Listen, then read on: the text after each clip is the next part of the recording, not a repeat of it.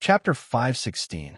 In the hot spring pool of a hot spring hotel in Shinano 8 Seas. Gu Qian sat on a flat rock. A hot spring gushed out from the cracks in the rock and washed over her skin.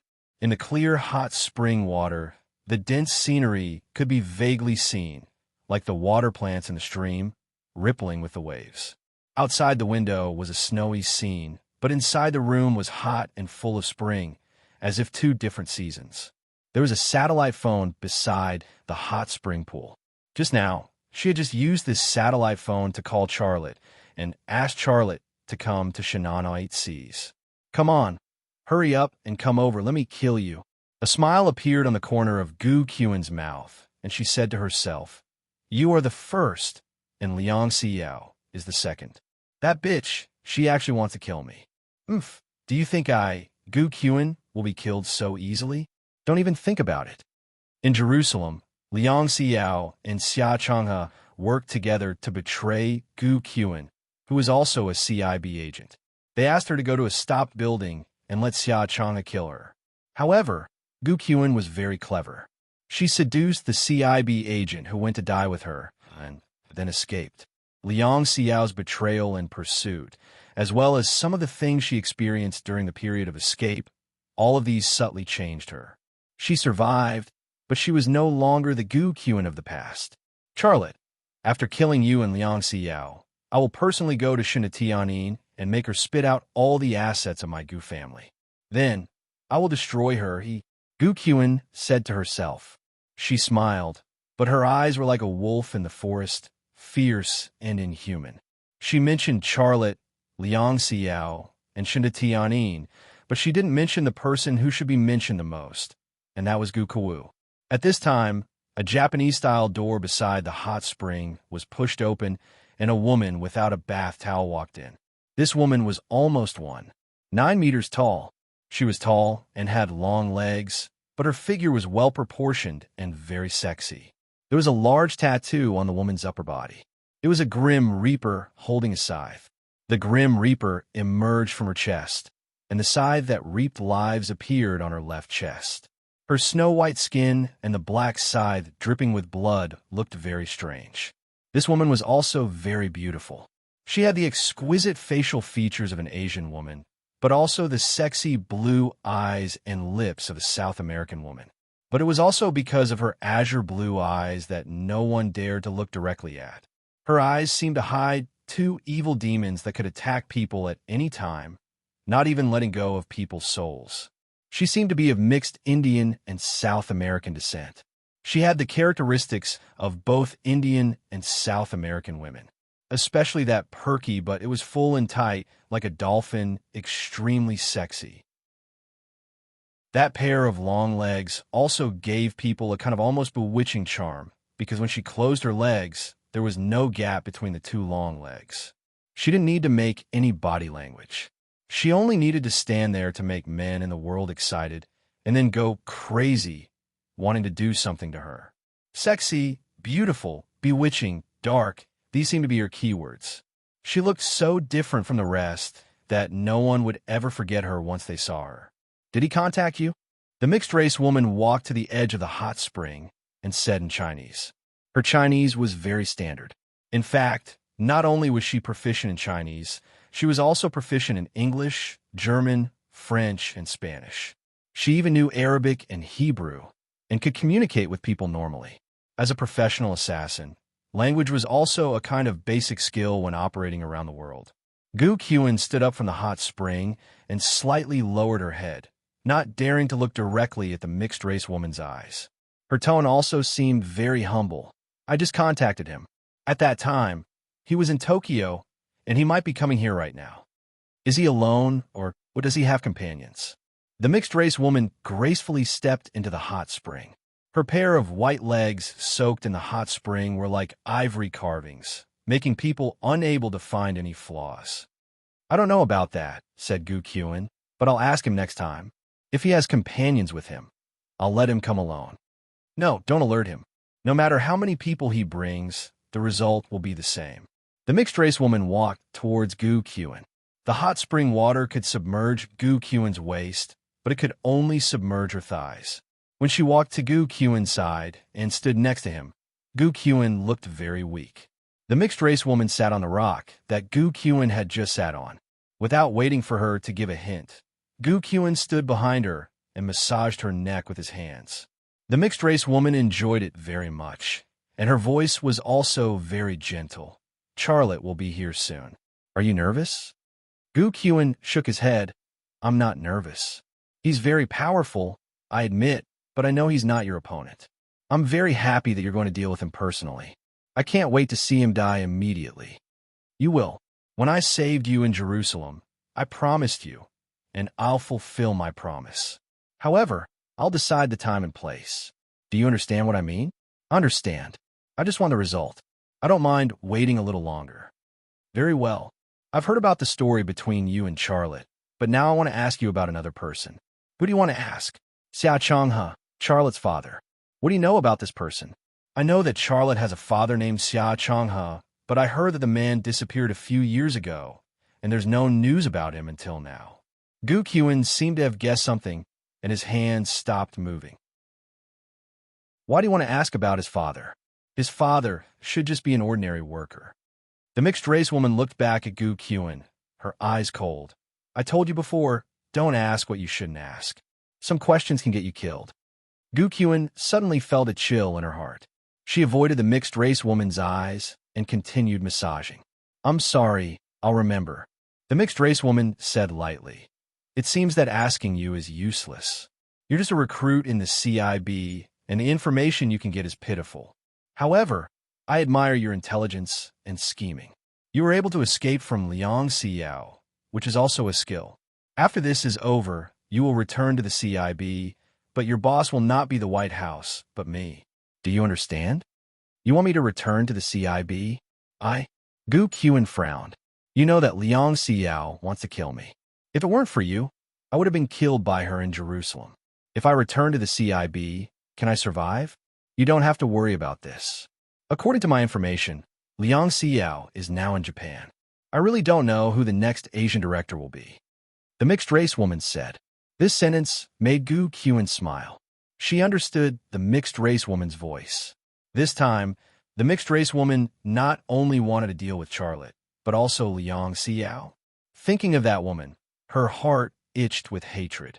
If she could see Liang Xiao die in front of her, she would be very happy. No need for the massage. It's only an hour's drive from Tokyo. You call Charlotte now and let him stay in the hot spring hotel next door. The mixed-race woman said. Gu Qiuan was puzzled. Stay in the hotel next door? I don't understand what you mean. Your people are lying in ambush in this hotel. How can you let him stay in the hotel next door? The mixed-race woman looked at Gu Qiuan coldly, her eyes like a layer of ice knife.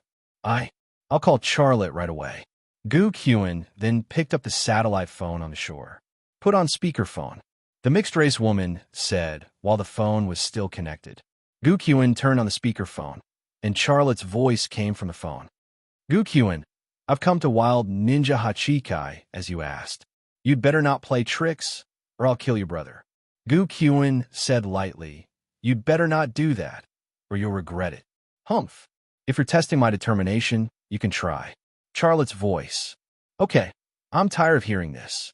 Isn't it just a simple transaction? I'll take my brother away, you take what you want, and from now on, we'll have nothing to do with each other. It's better like this. You're not bringing anyone else, are you? I'm the only one here.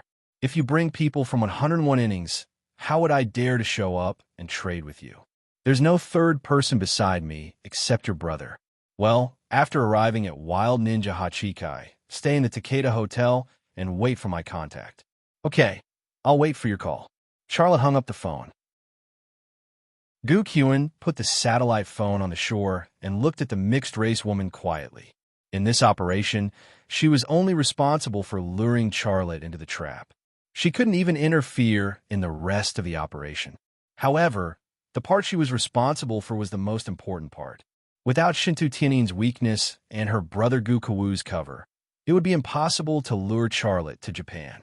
The mixed-race woman was silent for a moment and suddenly said, There's another person beside him. It's definitely not your brother. You? How do you know? The sound of breathing. It's the sound of a woman's breathing. Gu Qian looked at the mixed-race woman in surprise. He couldn't believe that the mixed-race woman could hear that there was a woman beside Charlotte. Because she had talked to Charlotte several times, she hadn't noticed this. Incredible, isn't it? I will train you, and you will become very strong. Thank you. Gu Qian was very excited. She longed to become stronger. At the same time, in a Mitsubishi off-road vehicle, Charlotte put down the satellite phone in his hand. There's a woman beside Gu Qian. A woman? How do you know? Longbing looked surprised. Charlotte said the sound of breathing. The breathing of a woman and a man are different. When I was talking to Gu Qian just now, I heard the woman's breathing. Why didn't I hear it? You didn't hear it because you were too far away from me. That woman was standing beside Gu Qian just now. She seemed to be listening to my conversation with Gu Qian. If it weren't for the fact that she was standing very close to Gu Qian, I wouldn't have heard her voice. Woman? Who could it be? Charlotte frowned. What Gu Qian and I talked about can't be seen, but that woman can stand next to Gu Qian and listen to my conversation with Gu Qian. This means that her identity is not ordinary. Is it someone from the CIA? Charlotte shook his head. He didn't know. He didn't know why, but he thought of Liang Xiao again. Where is she now? Is she doing well? Chapter 517. Wild Ninja Hachikai was actually a small mountain village just at the foot of Mount Fuji. Although it was nighttime, the magnificent Mount Fuji could be seen. It was very special. The top of the mountain was snow white, but below the mountainside was navy blue. Under the light of the stars and the moon, it looked very mysterious, like a woman wearing a veil, and her face could not be seen. Lift her veil, it could be a beautiful woman, but could also be a devil. The Mitsubishi off-road vehicle stopped before it got close to Wild Ninja Hachikai. Charlotte quietly looked at the mountain village in front of him and Mount Fuji in the distance. The scenery in front of him was very beautiful, but in his eyes, it was a dangerous place full of murderous intent. We're here. You asked me to listen to you. Charlotte looked back at Long Bing, who was sitting on the sofa in the back. Now, can you tell me your plan? Long Bing said, haven't I already told you? Find a hot spring hotel with less business. Don't worry about anything. Stay there for one night and make a decision tomorrow. Charlotte looked at Long Bing with a strange look. Don't joke. Now is not the time to joke. Long Bing pointed to a small hotel at the entrance of the village and said, I think that's good. Let's stay there tonight. Charlotte didn't know what to say. Long Bing put her hand on Charlotte's shoulder and gently squeezed it. I said, I want you to live and don't take unnecessary risks. Didn't you also say that Gu Qian may just use her brother as a cover to lure you to country R? I know you are very powerful. You ignore Gu Qian, but have you ever thought that Gu Qian has powerful helpers around him? Don't worry. Gu Qian's target is you, and your target is Gu Qian. So, don't worry. Stand firm and observe first. Well, I'll listen to you. Charlotte started the car and drove to the small hotel at the entrance of the village. At this time, Gu Kawu, who was leaning on the sofa, moved and then opened his eyes. He saw Mount Fuji outside the window. He was stunned for a moment and suddenly said, Where are you taking me? Charlotte said, I'm going to see your sister. You must be very happy to hear this, right? Should I be happy? Gu Kawu said angrily, Look at my head. How many times have you guys knocked me out? My head is still. Without waiting for Gu Kawu to finish his sentence, Long Bing waved her hand, and the spear handle smashed onto Gu Kawu's head. With a dull thud, Gu Kawu's head drooped down again.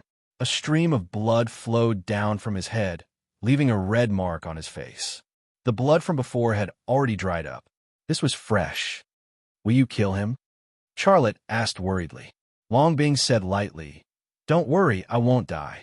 I knocked him out for safety reasons. There must be Gu Qian's spies in this place. Although we are wearing human skin masks, Gu Kawu is not. If Gu Qian's spies recognize him, they will definitely recognize us. That is a very dangerous thing. What are you going to do with him? Long Bing took out a roll of tape from a backpack and nimbly tied up Gu Kawu's hands and feet. Then, she sealed Gu Kawu's mouth with tape. Finally, she lifted the quilt of the sofa in the back and stuffed Goo Kawoo into the trunk. Charlotte had no more problems. A few minutes later, the Mitsubishi off-road vehicle arrived in front of the small hotel at the entrance of the village. Charlotte drove the car into the roadside parking spot, and then walked towards the small hotel with a large handbag. Longbing followed closely. She seemed to be walking normally, but she was already quickly observing the surrounding environment. Charlotte's gaze moved to a station wagon parked by the roadside at the entrance of the village. The doors and windows of the car were closed, and the windows were also covered with dark shades. Under normal circumstances, people outside the car would not be able to see the situation inside the car. Charlotte's left eye twitched slightly, and the window of the station wagon disappeared from his left eye's field of vision. There were two men sitting in the car, one white and one black. Both of them were in their early 30s. They were burly and had sharp eyes. At a glance, it could be seen that they were not ordinary people. What's more, at this time, normal people would be in bed, not sitting in the car. When Charlotte found the two men, a Toyota sedan just drove across the road next to the hotel and headed for Ninja Hachikai. In those few seconds, Charlotte found that the two men's eyes moved to the Toyota sedan, and they didn't look away until the car left. Obviously, the two men were monitoring the vehicle entering Ninja Hachikai. Charlotte's heart moved, and he quietly increased the strength of his X-ray vision. Sure enough, he saw the situation of the two men. Both of them were wearing guns, automatic pistols with silencers. This kind of pistol was called a pistol, but the magazine's loading capacity and firing speed were comparable to a miniature submachine gun, and its firepower was extremely strong. Is there a problem with that car? Longbing noticed that Charlotte was observing the car. Charlotte nodded slightly. Don't look, let's go in. At this time, the two men in the station wagon shifted their gaze to the side of the small hotel. The two of them had actually observed Charlotte and Longbing before, when the two of them drove over. However, they didn't find anything unusual, and there were also cars entering Ninja Hachikai at that time, so they gave up. At this time, there were no other targets to observe on the road, so they stared at Charlotte and Longbing. Oh no, they're looking at us. Charlotte's voice was very low. Longbing was slightly stunned for a moment. Suddenly, she grabbed Charlotte, squeezed into his arms, and kissed his lips. Well, this is TSK to dispel their suspicions. Longbing kissed Charlotte's lips. A simple sentence was as profound and complicated as the Martian language, and the sound of TSK was also full of seduction. The two people who were watching made Charlotte's brain tense up, but Longbing's kiss made the thickest nerve in his body tense up. It was like a bamboo shoot that had sprouted after the rain, and it was neatly pressed against Longbing's body. At this critical moment, this kind of reaction really shouldn't have happened, but Longbing's tongue had a powerful magic, and his body had almost no ability to resist. I'm doing this for TSK, Shinta Tianin. As she said this, Longbing hooked Charlotte's tongue. She seemed to want to use her tongue to pull Charlotte's tongue out to take a closer look. TSK, do you know how to kiss? TSK. Charlotte's speech was also unclear. TSK, are you TSK laughing at me? I TSK, no TSK. Then should it be like this? TSK. Charlotte, perhaps because her tongue was numb and not flexible, Longbing finally let go of Charlotte and said with a red face, Dear, I want to eat sashimi. I heard that Japanese sashimi is delicious. I don't care. You must treat me, or else I will break up with you. When carrying out a mission, Longbing was actually also a master of acting. She, who had a cold and aloof personality, actually looked good when she pretended to be a pure little girl. Okay, eat. You only know how to eat. Why don't I see you gaining weight? Charlotte muttered, complaining about Longbing as he walked into the hotel. The corner of Charlotte's eyes was still on the station wagon. In the car, the two monitors had a smirk on their faces and were talking about something. For the first time, Charlotte couldn't interpret the dialogue between the two people with their lips. The language used by the two people was not any of the languages he had learned, and he suddenly had doubts in his heart. If they are from the CIB, the dialogue between these two people must be in English. If they are from the Japanese Secret Service, then their dialogue should be in Japanese, but their language is not even Hebrew or Arabic. So where are they from? What is their identity? One X-ray vision, a small discovery, has already given a very important signal. That is, these two monitors were not from the CIB, nor were they from Japan, but from another organization that he had never encountered before. At this moment, Charlotte's brain was running at an incredible speed, and the relevant information he had come into contact with emerged in his brain like a tide. CIB, Mossad, Afghan Tribal Armed Forces, AE Research Center, FA organization. Charlotte's thoughts suddenly stopped and fixed on the FA organization. It felt like the final search result popped up on a search engine. However, a second later, he denied the result analyzed by his brain. The reason was very simple. This was a war between him and Gu Qin, and Gu Qin was from the CIB. It was impossible for her to have contact with the FA organization. Entering the hotel, Charlotte didn't ask much. He directly asked for the most expensive room and ordered a lot of delicious food. The proprietress obviously liked wealthy guests like Charlotte, and she personally led Charlotte and Long Bing into the most expensive room. As soon as he entered the room, Charlotte was stunned. This room was not only large, but there was also a natural hot spring pool. This room was completely built on top of the hot spring. After the proprietress left, Long Bing walked around the indoor hot spring pool and then stared at Charlotte. "Did you choose this room on purpose?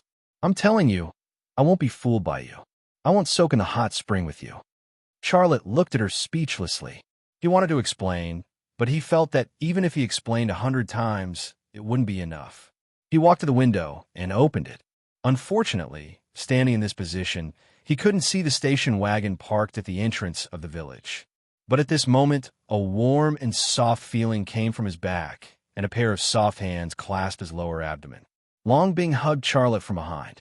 It was a very gentle movement, but her voice was fierce. Can't you take the initiative? You're a man." At this moment, Charlotte's heart was about to melt. He grabbed her soft hands, parted them, and turned to look at her. At this moment, he actually didn't think of Shindatianin. Men all had the habit of thinking with their lower bodies, and he couldn't avoid this problem. During this trip to Japan, Long Bing's attacks had never stopped, and his psychological defenses had long been bombarded to pieces. Long Bing closed her eyes, and her long eyelashes trembled slightly. It seemed to be a reflection of her mood and her heartbeat. Charlotte's lips kissed her. Yes, he was a man. Even if it was an affair, he should take the initiative. Do, the satellite phone suddenly rang. Chapter 518. The critical moment was interrupted by an unexpected situation. This was almost becoming a demon in Long Bing's heart. At this moment, she wished she could trample on the satellite phone. However, just as she opened her eyes, full of resentment, she suddenly saw Charlotte's face approaching. In the next second, her cherry lips were kissed. This was the first time Charlotte had taken the initiative to kiss her. It was also a kiss, but in a woman's world, there was a huge difference between being active and being passive. In this second, this iceberg-like woman seemed to have entered the embrace of the sun and was suddenly melted. She melted until there were no bones in her body, and even standing was difficult. Therefore, she had to hug Charlotte tightly so that she could stand firm. Charlotte's tongue pried open Long Bing's cherry lips and entangled with her tongue. Long Bing lacked kissing skills and always seemed very clumsy. Now he was going to teach her a lesson. TSK, TSK, TSK, TSK. Do. There were two kinds of sounds in the room. One was unbearably excited, and the other was irritating and nervous. When these two sounds were mixed together, they formed a strange taste. Having an affair in an environment surrounded by strong enemies was much more exciting than having sex in a car.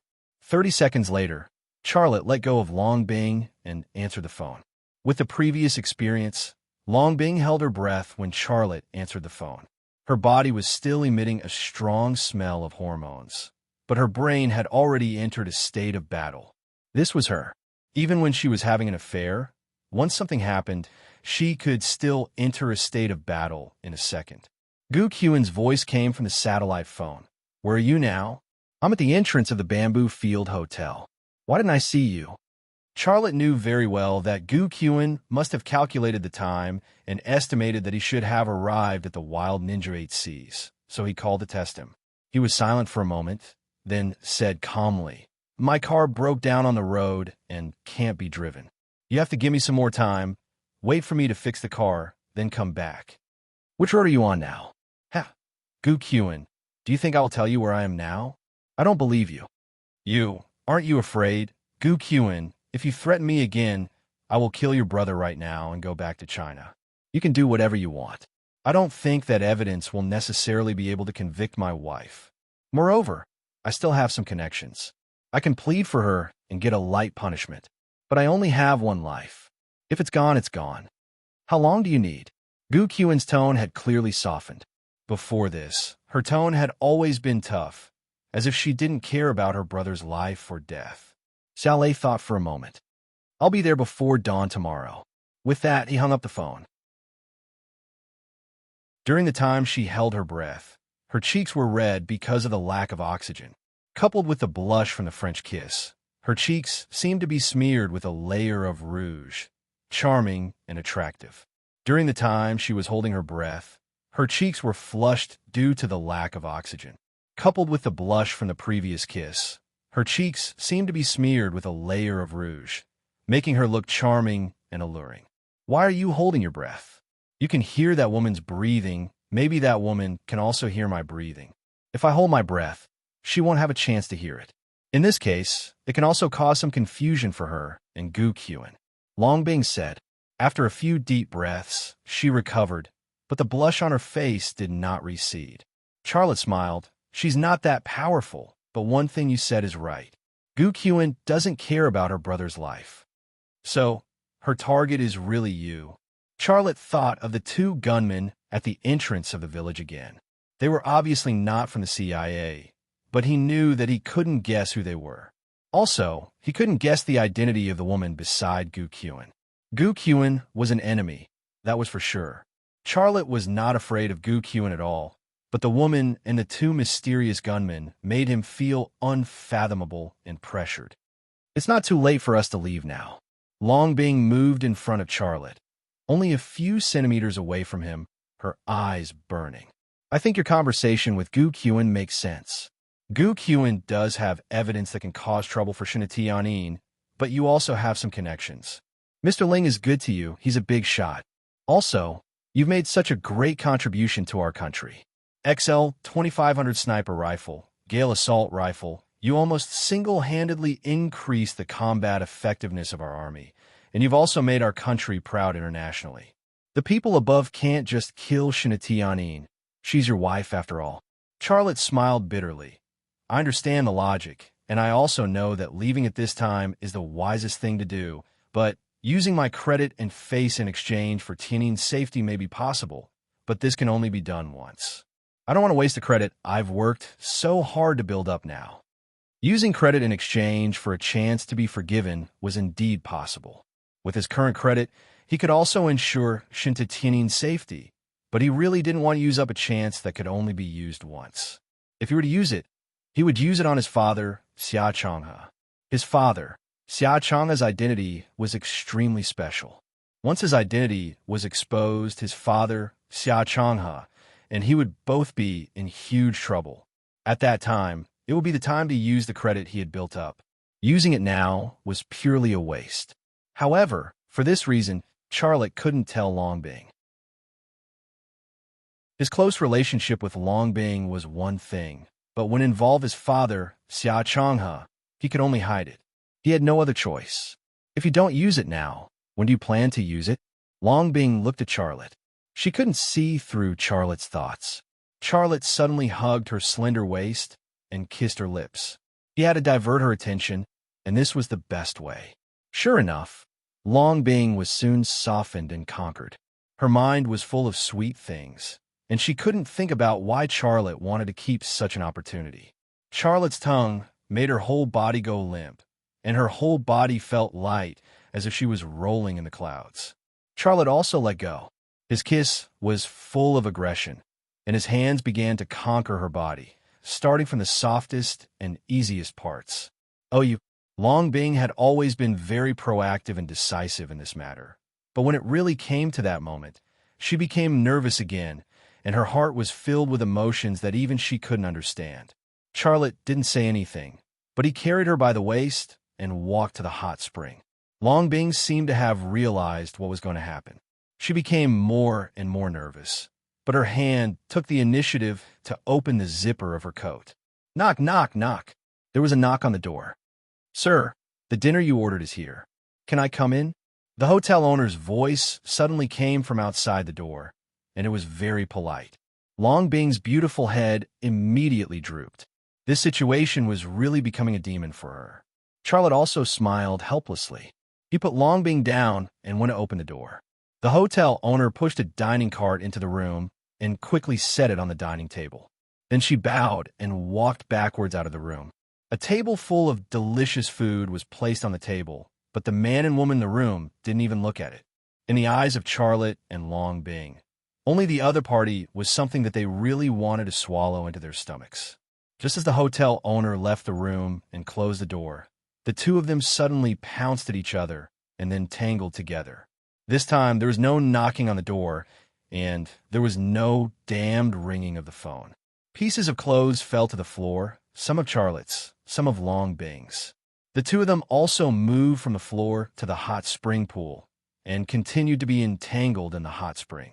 The steam was dense and the water rippled, but it couldn't hide the beautiful scenery that made one's heart beat faster. Once the iceberg-like Long Bing switched to volcano mode, even the great sage, heaven's equal, Sun Wukong's Jingu Bang could melt, let alone Charlotte. But even if his body was smashed into pieces, Charlotte didn't care. He was immersed in it, and he was also enjoying it. Good things are strewn with setbacks, but as time went on, it became real. After a long time, the two of them quietened down, but they still maintained their entangled position, unwilling to separate.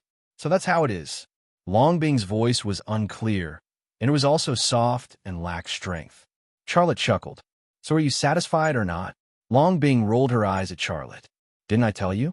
You have my body, and you're still not satisfied? You still want to conquer my heart?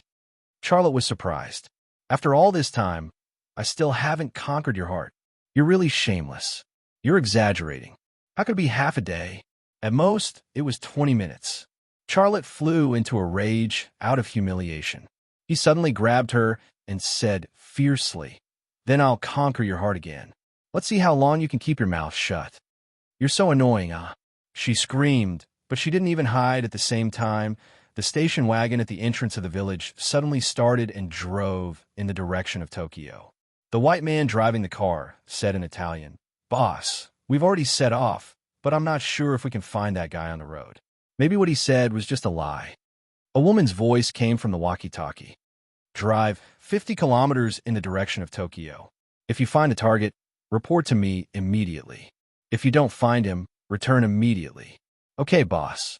The white man driving the car stepped on the accelerator, and the station wagon suddenly sped up and drove in the direction of Kyoto. At the same time, in the entire Wild Ninja 8 Seas, no less than 20 gunmen with hidden weapons launched a search throughout the village. They entered the various hotels, took out Charlotte's photo, and asked the hotel staff if they had seen this person. Some even broke into the rooms where the tourists lived and directly compared the photos. These gunmen all spoke in Japanese and were members of the Japanese mafia. The hotel owner was angry with them, but he didn't dare to say anything, and he didn't dare to call the police. In the face of these ferocious Japanese mafia members, the hotel staff and tourists chose to endure and cooperate with them. However, even though everyone cooperated, no one had seen the young man in the photo. The young man was very busy and didn't have time.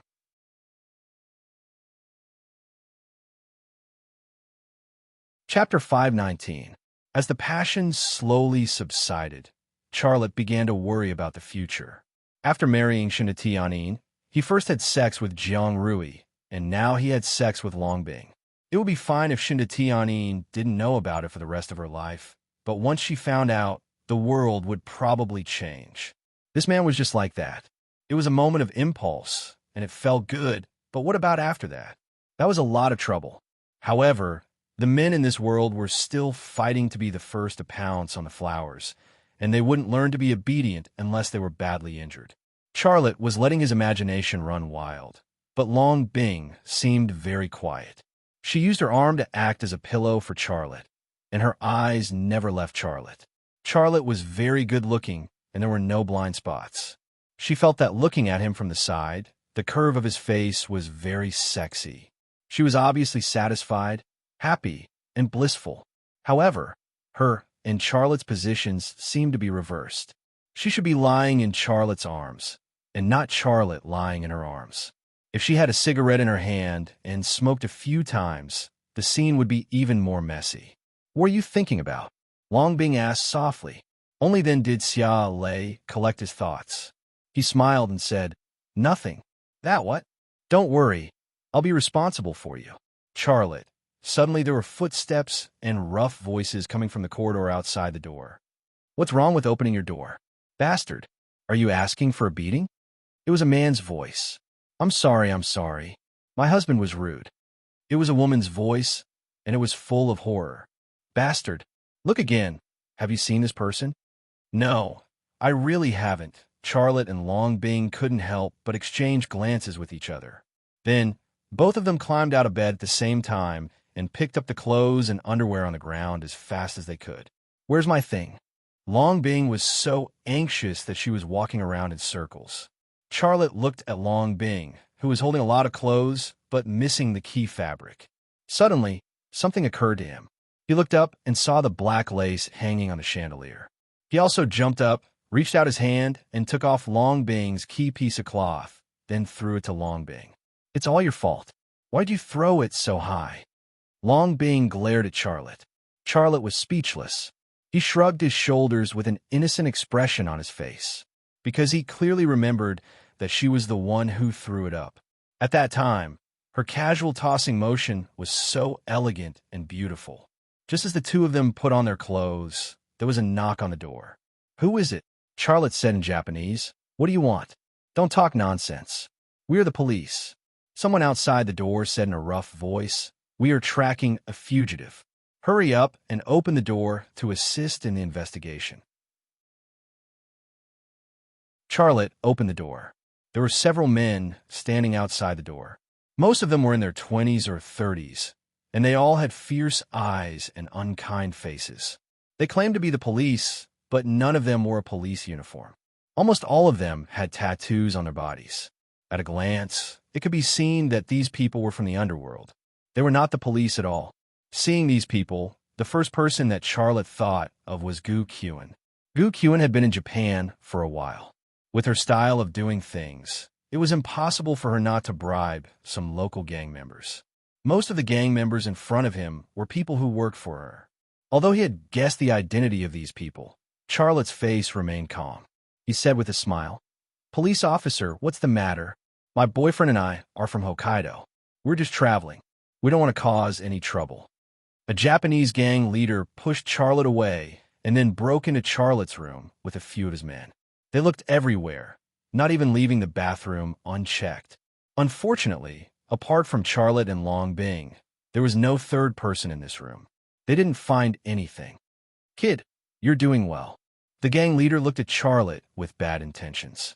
"How much is this room for one night?" 20,000 yen. Charlotte was very cooperative. "Damn, it's really expensive." The gang leader's eyes moved to Long Bing, who was standing next to Charlotte. Although Long Bing's face was wearing a human skin mask, her face was still beautiful. Her body didn't change at all. She was still hot and sexy, very provocative. "Miss, what's your name?" The gang leader leaned over.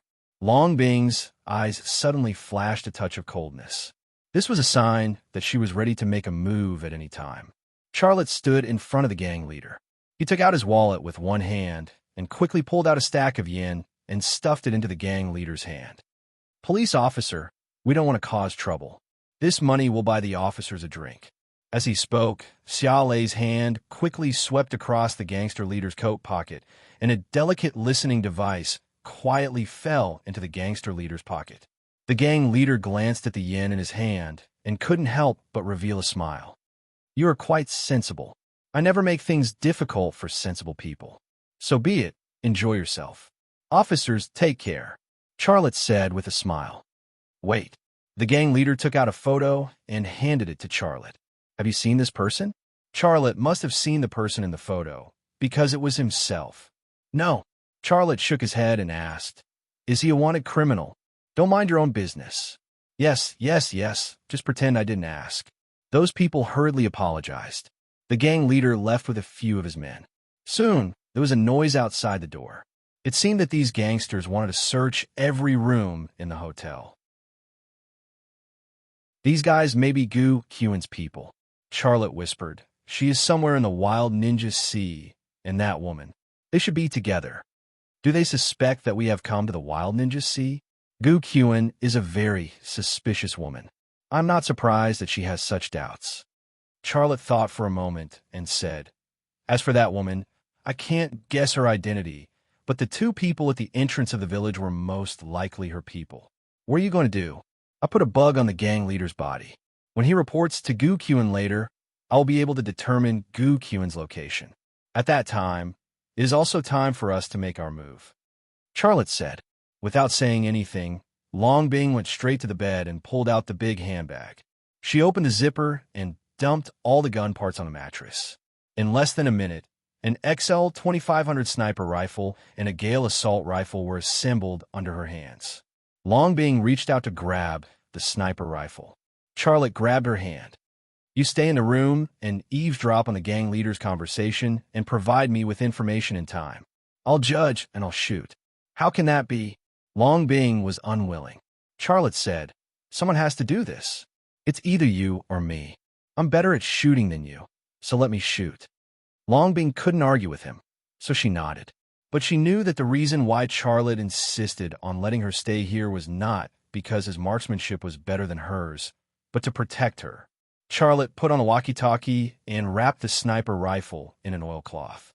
Then he opened the window and climbed out. Behind the window was a small forest, a small bridge, and a stone path through the forest. The scenery was beautiful. Past the small forest was the village of wild ninja Hachikai. Charlotte stopped at the edge of the small forest and climbed up a cherry tree. There were no cherry blossoms at this time of year, and the crown of the tree was bare. But it was late at night, and he was not worried that someone would suddenly pass by and find him. Climbing up the cherry tree, the distant village came into view. It was a picture of hot springs, small lakes, houses, and woods, like a beautiful landscape painting. There were many hot spring hotels in the village, and there were countless rooms. Some rooms were lit up, but some rooms were dark. In such a situation, there was no way to find a room where Gu Qiuan and the woman were. "Gu Qiuan, where are you? And the woman, what is her identity?" This question popped up in Charlotte's mind again and lingered. At this moment, Charlotte saw the Japanese gangsters who had just broken into the room walk to the center of the village. At the same time, Long Bing's voice came from the headset. "They have left. What's the situation on your side?" Long Bing's voice was full of worry. Charlotte said, "Everything is normal here. I am in a tree, but this is not the sniping point I want. I will find another sniping point later. Be careful," Long Bing warned. "Don't worry, I will be fine. You have to be careful too." "Okay. By the way, what did those guys say?" "They mentioned the boss, but obviously they don't know the boss's name. They are probably going to see Gu Qiuan now." "Well, I have to go. Let me know if there is any situation." Xia Lei jumped down from the cherry tree and followed the Japanese Yakuza members from afar as they took them to the center of the village. 10 minutes later, the gangsters came to the door of a hot spring hotel called House of Wild Ninja and walked in. Xia Lei raised his head and glanced at the hot spring hotel. Suddenly, he shifted his gaze to the hotel next to it. He saw a sign that said Takeda Hotel. He suddenly remembered that when he came to Wild Ninja to pick up the sea, Gu Qiuan asked him to stay in the Takeda Hotel. Now, those Japanese gangsters entered the hotel next to the Takeda Hotel. What does this mean? Charlotte's mouth showed a sneer. Gu Qin, I caught you.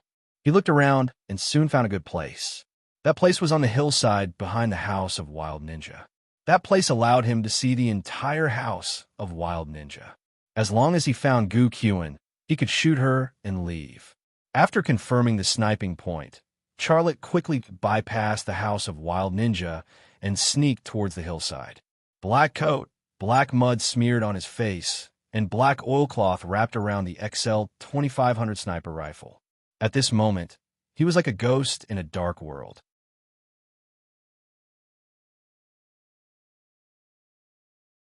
Chapter 520. Snowflakes fell from the sky, swirling in the air. The biting cold wind blew, rolling up the snowflakes and flying to the treetops and roofs. The hillside was covered with a thick layer of snow, and one could step down half a foot deep. Coming to the hillside behind the Wild Ninja house, Charlotte frowned. If he wanted to climb up the hillside to the sniping point, it was impossible not to leave traces in the snow. If someone followed the traces, they would find him. At this time, Long Bing's voice came from the headset. Where are you? Behind a hotel called Wild Ninja House. I guess Gu Qin is in this hotel. Charlotte lowered his voice. I'm going to climb up the hillside, find a sniping point to shoot her, and solve the problem with one shot. Wait, I heard the voice of the conversation. I'll switch over. You listen. Long Bing's voice. Long Bing's Japanese ability was limited to simple oral communication, and it was difficult for her to translate complex conversations. Okay, switch, Charlotte said, carefully looking for the rocks on the hillside, stepping on the rocks to move up the hillside. Long Bing told him to wait, but he wouldn't wait. Time and opportunity were fleeting, and he had to grasp it. If he let Gu Qin escape this time, there would be endless trouble in the future. The voice of the conversation came from the headset. Boss, my men and I have searched all the hotels in Wild Ninja 8 Seas, and even the villagers' homes have been asked. There is no one you're looking for. This was the voice of the Yakuza leader. Did you meet any suspicious people? About the same size? This voice was Gu Qin's voice. Charlotte's heart moved, and he stopped climbing the mountain. He couldn't help but look at the Wild Ninja House hot spring hotel at the bottom of the hillside. Gu Qin was inside, and he really had a chance to kill her with one shot. Someone about the same size? The voice of the Yakuza leader. Boss, I haven't seen that kid before. You only gave me a picture. How would I know what his figure looks like? He is 185 meters tall, very strong, but very well proportioned and in good shape. That's right, there might be a woman following him. Therefore, there were two people, a man and a woman. The man was 185 meters tall and had a strong and well-proportioned body. Think about it again. Are there any targets that fit this description? Gu Qin's voice rang out. Hearing this, Charlotte could not help but curse. This Gu Qin was not only more cunning than a fox, he was also extremely intelligent. Such an enemy must be eliminated. 185 meters, a man and a woman. The gang leader suddenly thought of something and said excitedly, in that case, there really is a target that fits the criteria. Where is he? Gu Qin's voice was filled with excitement. He's at the hotel at the entrance of the village. He says he's from Hokkaido. He speaks Japanese very well, but his accent doesn't seem to be from Hokkaido. That's right, there was a beautiful woman with him. He said she was his girlfriend, but the woman didn't say a word from beginning to end. The man gave me some money and asked me to let him go. He was very generous and stayed in the most expensive room in that hotel. The voice of the gang leader described the whole situation. It's most likely him. Gu Qin suddenly shouted, Go, bring your men and immediately surround the hotel, but don't rush in. Wait for instructions. He only has a woman with him. My men, and I can easily take care of him. The voice of the gang leader said, You and your men? I'm not trying to undermine your confidence, but the number of U.S. Special Forces and CIA agents who died in his hands is close to 3 digits. Go quickly. After it's done, I'll give you another 10 million yen. Go. Brothers, immediately contact our brothers who are looking for people in other places. Bring your weapons. We'll surround the hotel. The voice of the gang leader said, There will always be brave men under the reward. Even if it's a one-time use cannon fodder, there will be people who will fight for it. On the hillside, Charlotte's mood was also extremely bad. He grabbed the communicator and said, "Long Bing, quickly leave that hotel." What happened? Long Bing obviously didn't understand the complex conversation between Gu Qin and the gang members in Japanese. "Gu Qin has found us," Charlotte said anxiously. "Quickly leave there. Leave through the window that I left, and then hide. Keep in touch." Long Bing's voice sounded, and the sound of packing came from the walkie-talkie. Charlotte didn't care about the footprints. He stepped on the snow, inhaled, and raised his abdomen. His feet moved at an extremely fast frequency on the snow. This was the Tang Sek Qigong that he learned from Tang Yuyan, and it played a huge role at this time.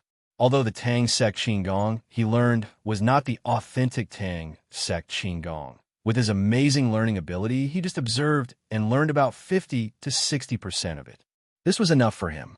At this moment, the place he moved was only a series of shallow footprints, and it wouldn't take long for these footprints to be covered by the flying snow. However, this also had a disadvantage, which was that it consumed too much energy. This was also the reason why he didn't use this method to get to the sniper point. This was not a battle that could be easily solved. This would be a hard battle, and he must scientifically distribute and use his energy.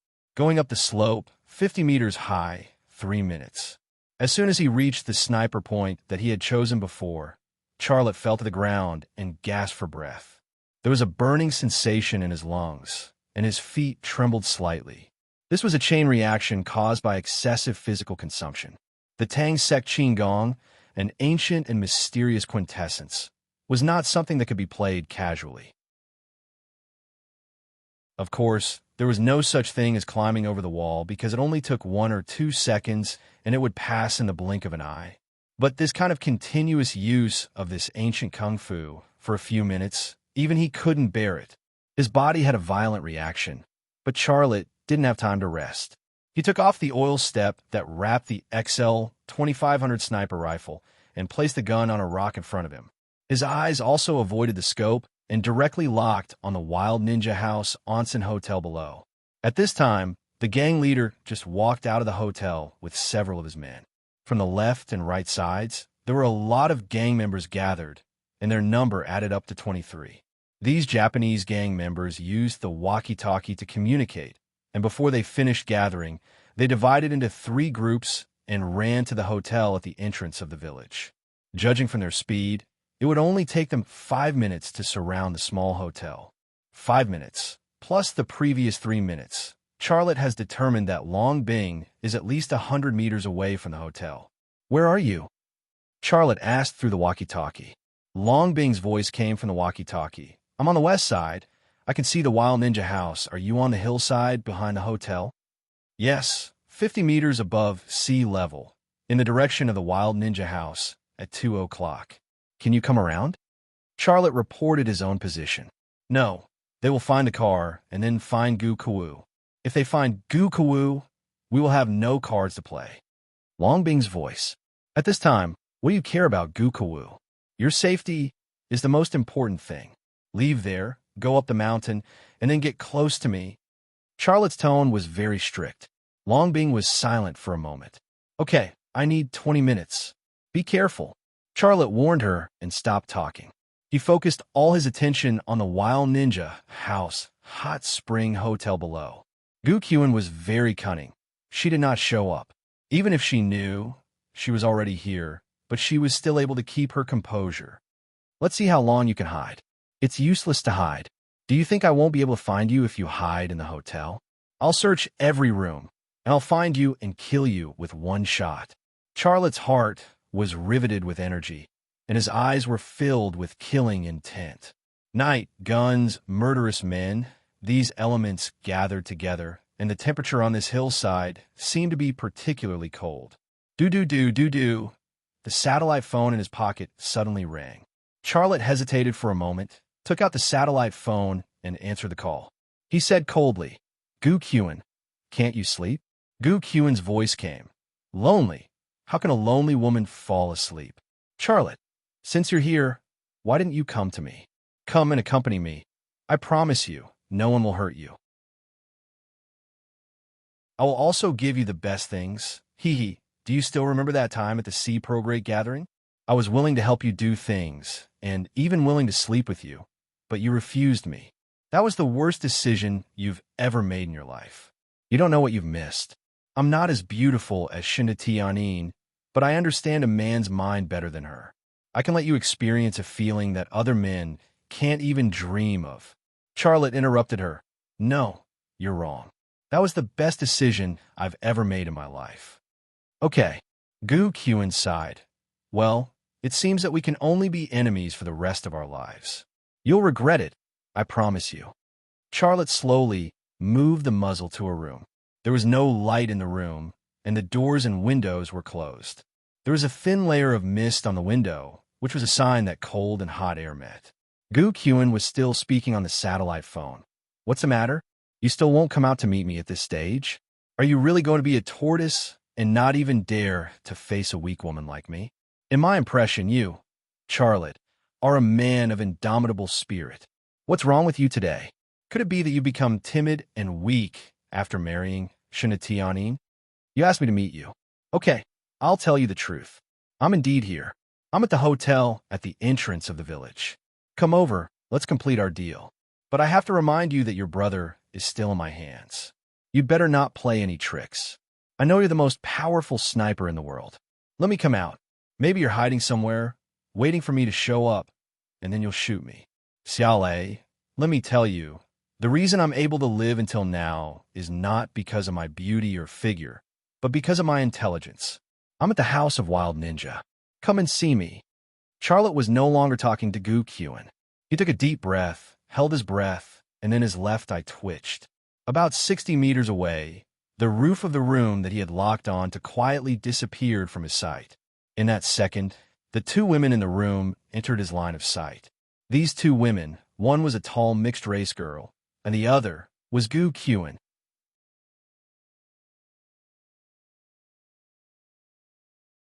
Chapter 521. In the room. Hello. Why aren't you talking? Gu Qin held the satellite phone with a vigilant and suspicious look. Charlotte's lips curled into a sneer.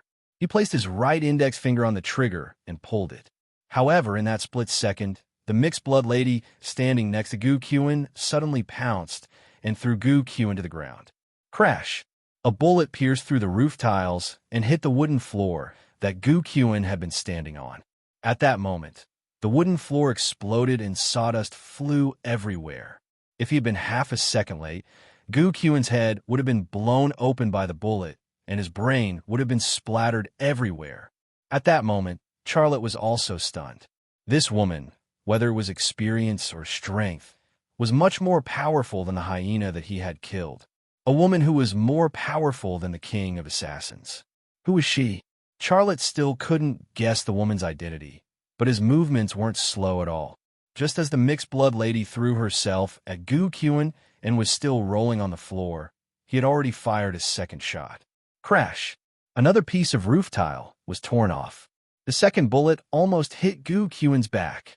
Once Charlotte's left eye locked on, no one had ever been able to escape his sniper.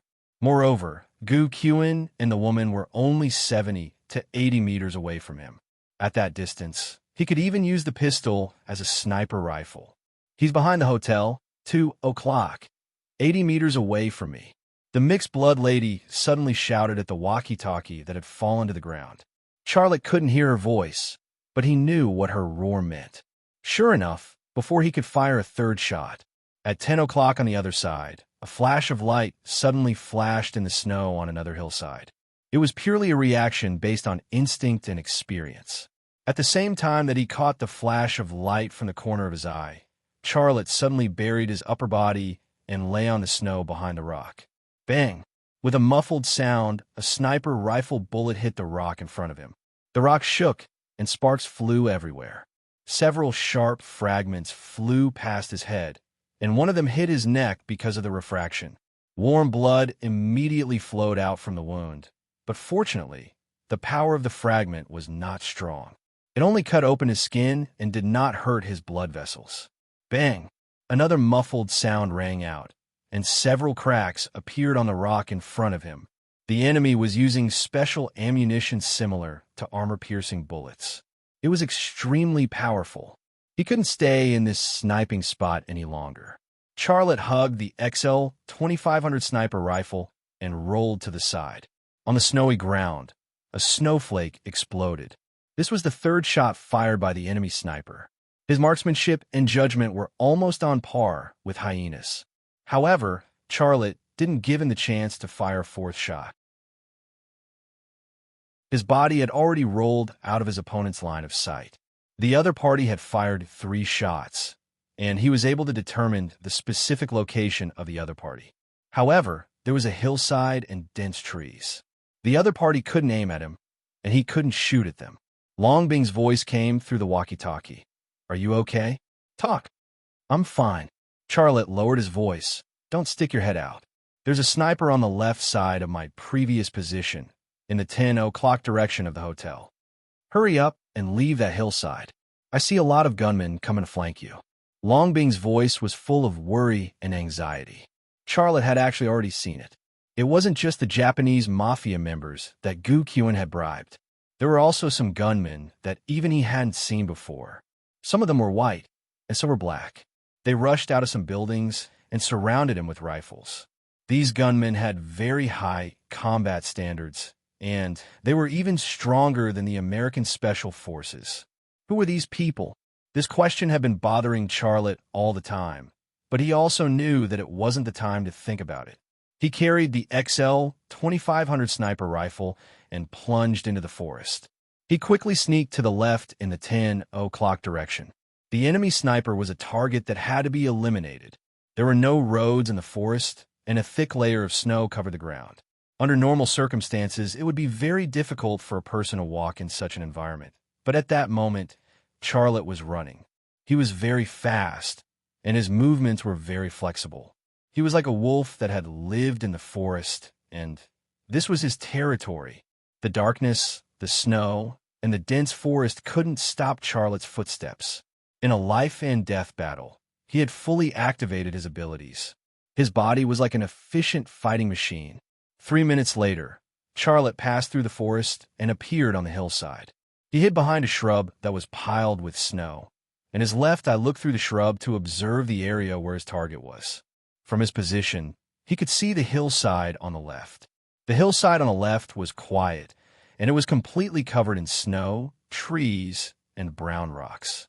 Under the cover of darkness and dancing snowflakes, there wasn't even a squirrel, let alone a person. But Xiaolei was sure that the person was hiding somewhere. He had this kind of judgment, but it was doubtful. He was sure that the other party couldn't run as fast as him in the mountainous area where the snow was a foot thick. Not everyone could learn the Tang Sex Qinggong from Tang Yuyan.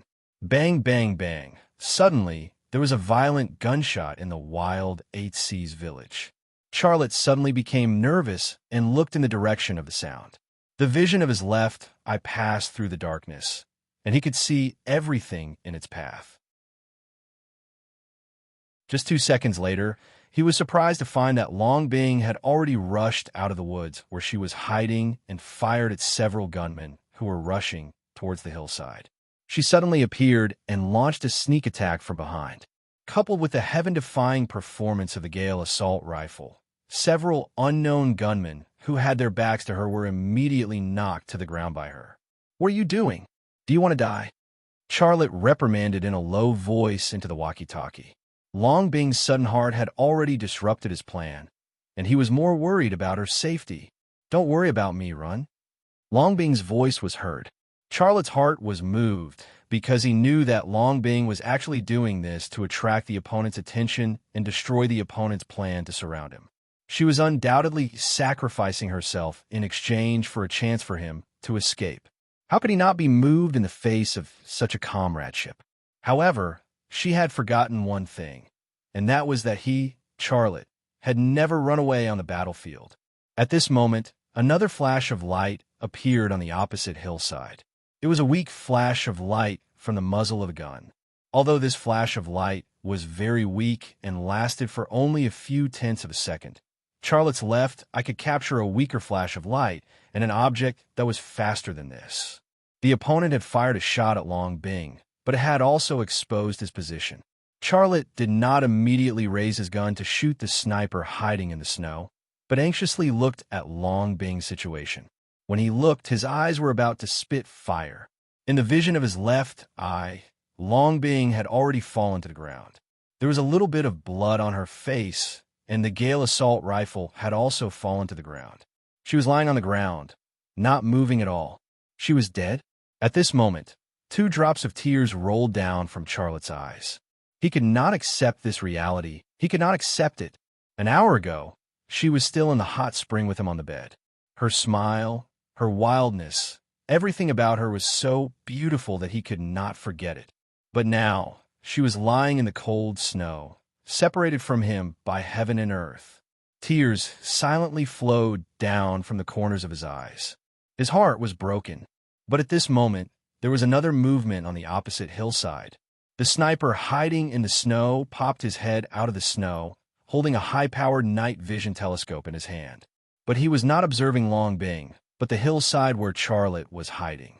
He seemed to be very confident in his marksmanship, so he concluded that he had shot Long Bing, and there was no need to observe anymore. "You're all going to die." A cold voice came out of Charlotte's mouth. He passed the XL 2500 sniper rifle through the bushes and aimed at the sniper. The sniper, hiding in the snow, used the night vision binoculars to quickly observe the situation on the opposite hillside. Almost a second later, the night vision binoculars in his hands stopped on the bush where Xia Lei was hiding. At that moment, a ray of light suddenly blossomed in his vision. His pupils suddenly dilated, and his brain suddenly entered a state of fear. Crack! The night vision telescope was shattered by a bullet.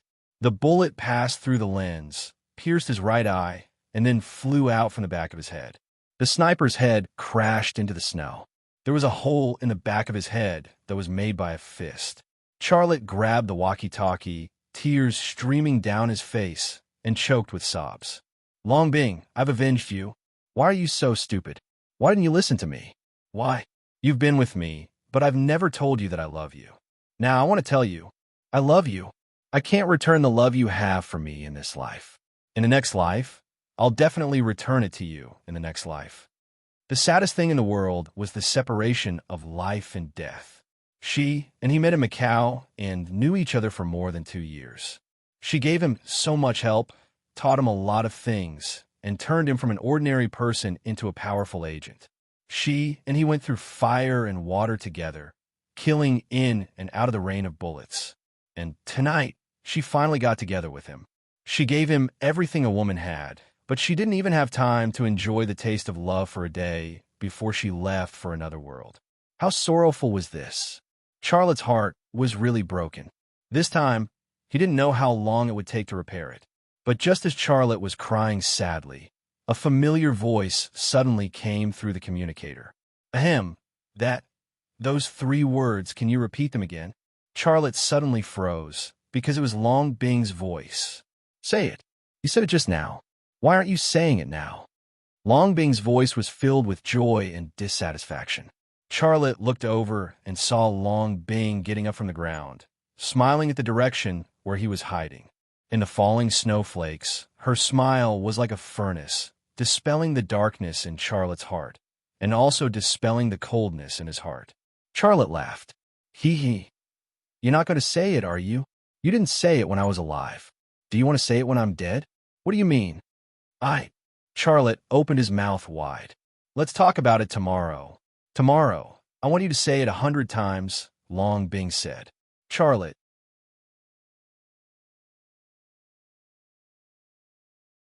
Chapter 522. Bang, bang, bang. Da-da-da. Snowflakes fluttered in the air. Bullets flew in the cold wind and danced in the snowflakes, shattering anything they touched.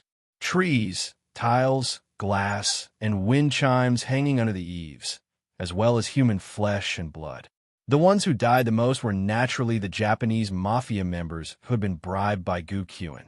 They charged at Long Bing like a flock of sheep attacking a lion.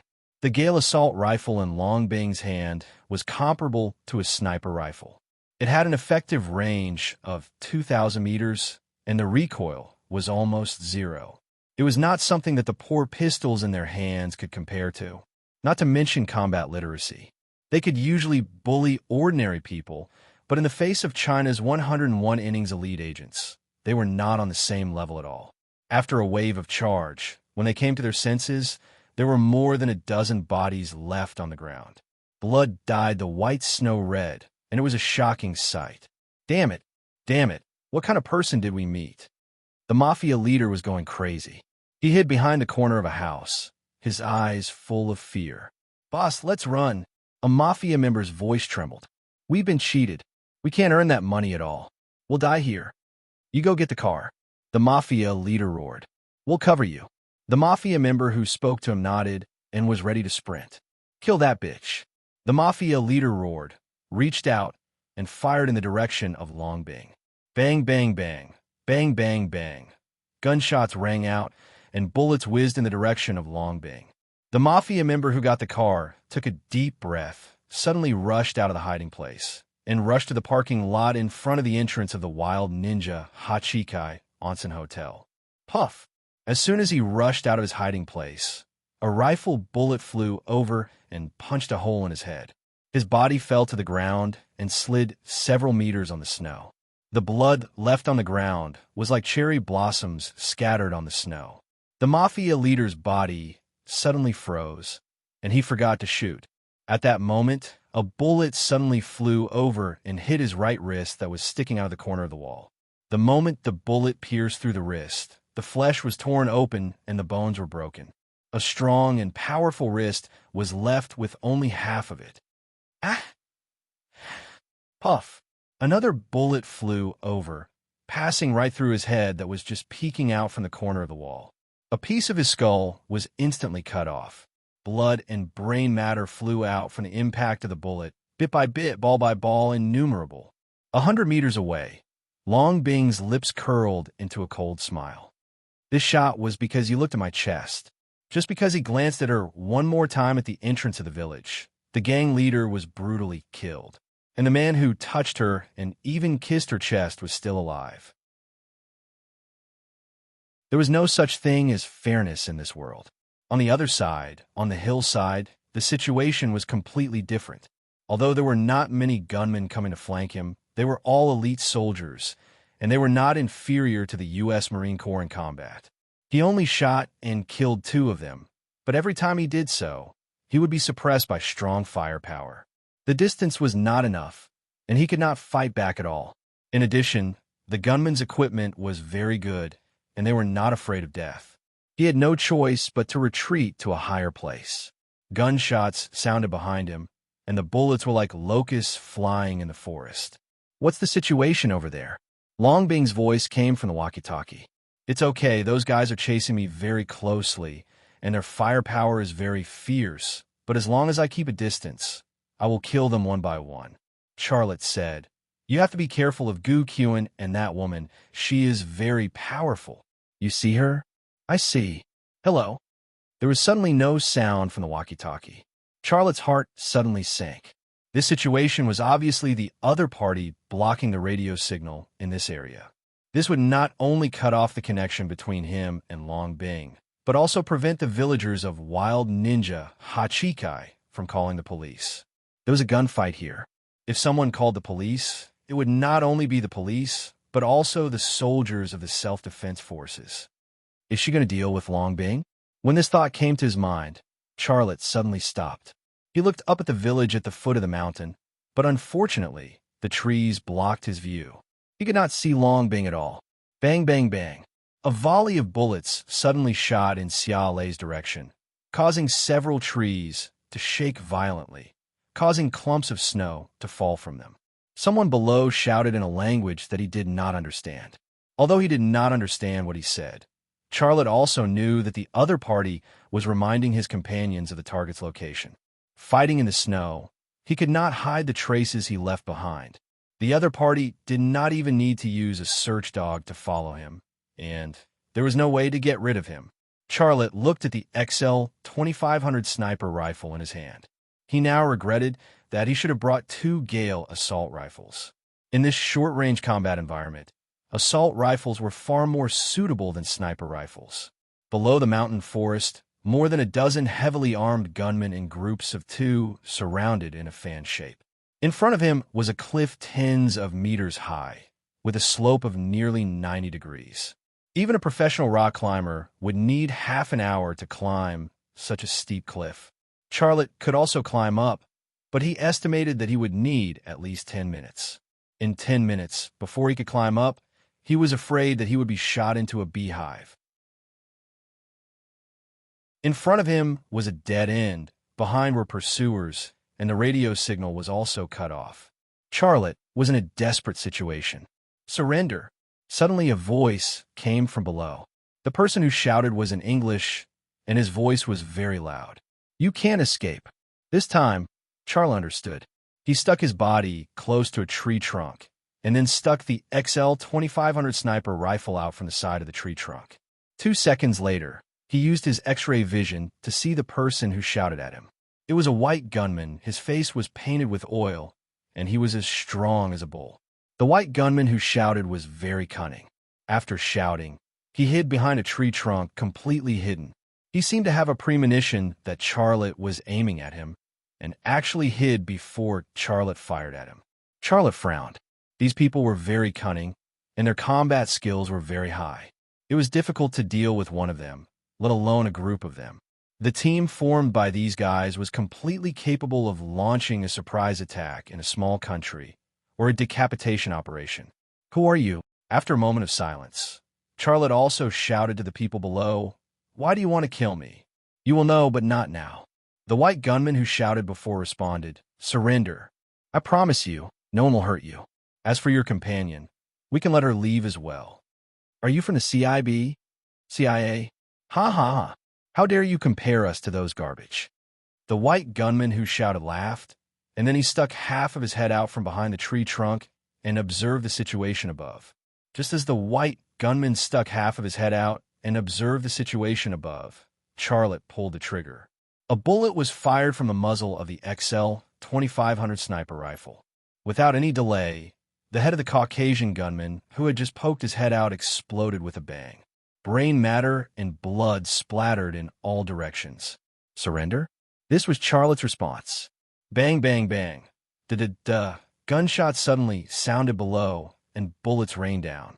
The trees around Xia Lei flew into the air, and the tree trunk he was hiding in was rapidly disintegrating. Bang! A strange sound was suddenly heard. When the sound reached his ears, Charlotte suddenly tensed his body and then flew to the side. When his body hit the ground, he used the impact to roll further away. Boom! A grenade exploded at the place where he had been hiding. The tree that was about to be broken suddenly broke and fell to the ground. Charlotte got up from the ground, and the XL 2500 sniper rifle was transferred to his shoulder. He took out the pistol at his waist and quickly sprinted down the mountain forest. These gunmen wanted to fight hand-to-hand, so he would give them what they wanted. Bang, bang, bang. The bullets were like rain, and they followed the sound coming from the mountain forest. The gunmen couldn't see Charlotte in the dark mountain forest, but they carried night vision equipment. But what was more terrifying was their experience and reaction speed. They could determine Charlotte's position based on the sound of Charlotte running, and then shoot him.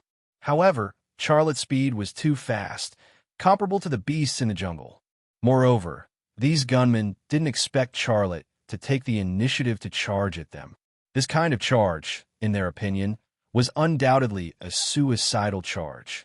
However, this kind of charge, in their opinion, was undoubtedly a suicide charge. The trees in a mountain forest were dense, but Charlotte's left, I could see things in the dark as if it was daytime.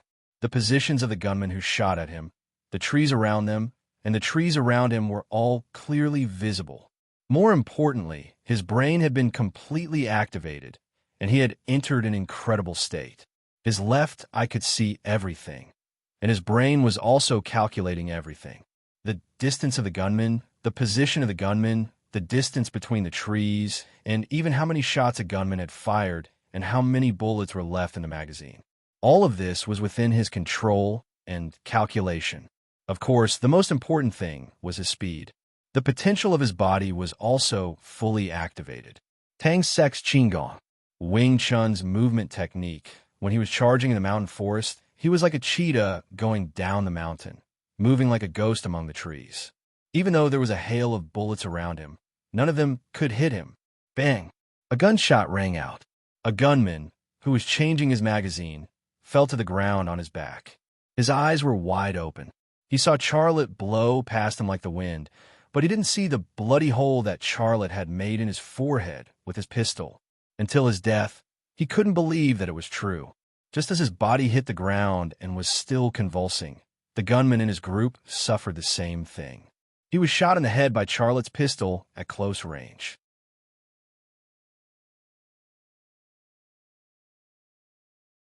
Chapter 523. Another gunman fell to the ground. He did not fall alone. What fell with him was the confidence of the other gunmen who were chasing after Charlotte. One man could run like a beast in the snow-covered forest. He did not wear night vision equipment, but he could still clearly see the targets hiding in the dark. His marksmanship was extremely accurate. He did not shoot, but once he did, he would definitely kill someone. Who could maintain their confidence in the face of such an enemy? Bang! A gunshot rang out, and another gunman fell to the ground. However, the moment he was shot and fell to the ground, the killer suddenly turned around and hid behind a row of trees at an almost 90-degree angle. Bang, bang, bang. A few bullets flew over and hit the trunk of the row of trees. The snow on top of the trees fell to the ground. F***CK.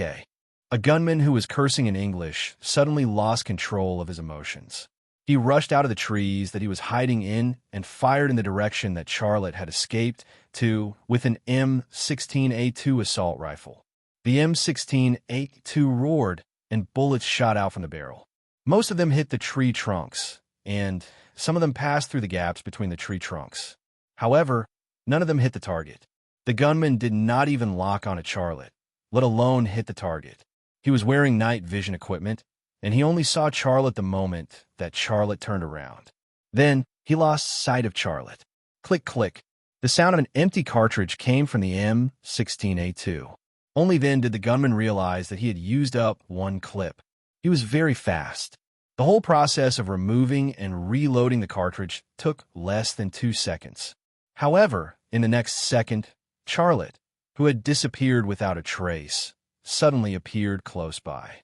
A flash of light flashed in the darkness, and a bullet pierced into the gunman's head. The gunman who had fallen was the 6th target that Charlotte had killed. The remaining few gave up fighting and retreated down the hill while suppressing the gunman with firepower. It was only then that the gunman who was lucky enough to survive realized that chasing after Charlotte in the forest was undoubtedly like chasing after a shark in the ocean with a harpoon. Trying to escape? Did you ask for my permission? Charlotte's lips curled into a cold smile. His eyes were terrifyingly cold. Stimulating the body's full potential consumed a lot of energy. After fighting for a while, his body was already exhausted to the extreme, and he could collapse at any time. However, the following battle no longer required him to activate all of his body's potential. The remaining few gunners retreated down the hill. He could end this battle with a method he was best at, which was to use the XL 2500 sniper rifle to snipe them. As for the remaining gunmen, regardless of whether they stayed or retreated, their outcome would be the same. That was death. Charlotte took the XL 2500 sniper rifle off his shoulder and stuck the body of the rifle against the trunk of a tree. In his left eye's field of vision, a black gunman was fleeing in a panic. As he ran down the hill, he turned around and shot behind him. Bang! A gunshot rang out. The black shooter was lifted up and slammed into a tree before falling to the ground. The killing continued in the dark mountain forest, but the roles had been reversed. The previous prey had now become the hunter. At the same time, the battle at the foot of the hill seemed to be coming to an end. The last Japanese Yakuza member was shot down by Longbing. The village suddenly quieted down, and there were no more panicked gunshots. Some tourists and local villagers living in the hotel couldn't help but open their windows to observe the situation outside. Each and every one of them was still in shock. Some of them used their mobile phones to call the police, but they couldn't get through. Some people also tried to call the police with landlines, but they couldn't get through. The phone lines and internet lines in this place had long been cut off. There was no way to call the police. This place was like a gladiator arena. Only the person who won could leave here alive. Lei, what's the situation on your side? After killing the last Yakuza gunman, Long Bing tried to contact Charlotte when she reloaded. There was no response from the intercom. Bang! A gunshot suddenly came from the mountain forest on the hillside. Hearing this gunshot, Long Bing suddenly breathed a sigh of relief. She was very familiar with this gunshot. It was the unique gunshot of the XL 2500 sniper rifle. At this time, she suddenly felt that the gunshot of the XL 2500 sniper rifle was the most beautiful sound in the world. Not for anything else, but because it meant that Charlotte was still alive and still fighting. You deal with those guys. I'll take care of the person you want to take care of the most. Long Bing said to herself, and then walked to the Wild Shinobi Hot Spring Hotel. The door of the Wild Shinobi Hot Spring Hotel was open, and no one could be seen in the front hall. In this case, those who could escape had escaped, and those who couldn't escape had hidden. Who would still foolishly stand in a conspicuous place and wait for a bullet to fly from who knows where to kill them? Long Bing stood at the door for 5 seconds. After confirming that there was no sound inside, she suddenly rushed in. There was no unusual situation. Long Bing passed through a corridor and soon found a room where Charlotte almost blew off the entire roof. The door of this room was closed, and there was no light, so she couldn't see the situation inside. Long Bing reached out and pushed the door, but suddenly stopped when she was about to push the door. She changed her mind. She took 2 steps back into the corridor, then raised the muzzle of the Gale assault rifle and pulled the trigger at the door. Bang, bang, bang, bang, bang, bang. Sawdust flew, and the thin door was torn apart in the blink of an eye. The bullet penetrated the wooden board, hit the glass, furniture, and so on in the room, and made a messy sound. After a magazine was finished, Long Bing replaced the magazine in a second, and then kicked open the door that was about to collapse. Bang! There was a gunshot in the room, and a bullet flew past Long Bing's shoulder. Long Bing bent over and rolled in, sticking close to the floor. The muzzle was slightly raised, and a few bullets were fired at the corner of the inner side of the wall. Cha-cha-cha! Like a table that had fallen to the ground trembled and looked as if it was about to break. Don't shoot! A woman's voice came from behind the table, and then she raised her hand from behind the table. She was holding a pistol in her right hand. She was the one who shot at Long Bing just now, but her skills were far from Long Bing's match. She couldn't take a photo, and she surrendered. This woman was Gu Qian. The most dangerous place was the safest place. Gu Qian was very smart, so she didn't rush out. Otherwise, she would have ended up like those Japanese mafia members. However, she didn't expect Long Bing to not help Charlotte, but to come here to catch her. Throw the gun away, Long Bing said coldly, and walked quickly to Gu Qian. Gu Qian threw the gun away. Don't kill me. I'll give you what Charlotte wants. Long Bing walked around the table and put the muzzle of the Gale assault rifle on Gu Qian's head. Where is it? I'll give you 1 minute to give it to me, or I'll send you on your way. Don't be impulsive, I'll give it to you. Gu Qian took out a file from under the table and handed it to Long Bing. Open it, Long Bing scolded. Gu Qian nervously opened the file and took out the things inside. There were a few copies of paper contracts and a USB flash drive. Long Bing quickly glanced at the contract at the top, which had Shinta Tianin's signature and the seal of Wanxiang Group. Copy? Long Bing said coldly. Gu Qian, do you think I'm a fool? Where's the original? Gu Qian shivered. The original? I don't have the original. Of course the original is with Shinta Tianin. These contracts were signed privately and can't be seen. Shinta Tianin, of course, wouldn't show it to Charlotte, but I'm the person in charge of those acquisition projects. I have the opportunity to make copies. I don't believe you. I really didn't lie to you. These are the things that Charlotte wants. Give it to you. Let me go. I promise I won't show my face again. I will never give you and Charlotte any trouble. Gu Qian was about to cry. Pack it up, Long Bing said. Gu Qian put the contracts and the USB flash drive into the file, and then handed it to Long Bing. Long Bing took the file, but a cold smile appeared on her face. Gu Qian suddenly realized something and nervously said, "You promised me. You have to keep your promise." Long Bing lightly said, "When did I promise you? People like you shouldn't live in this world.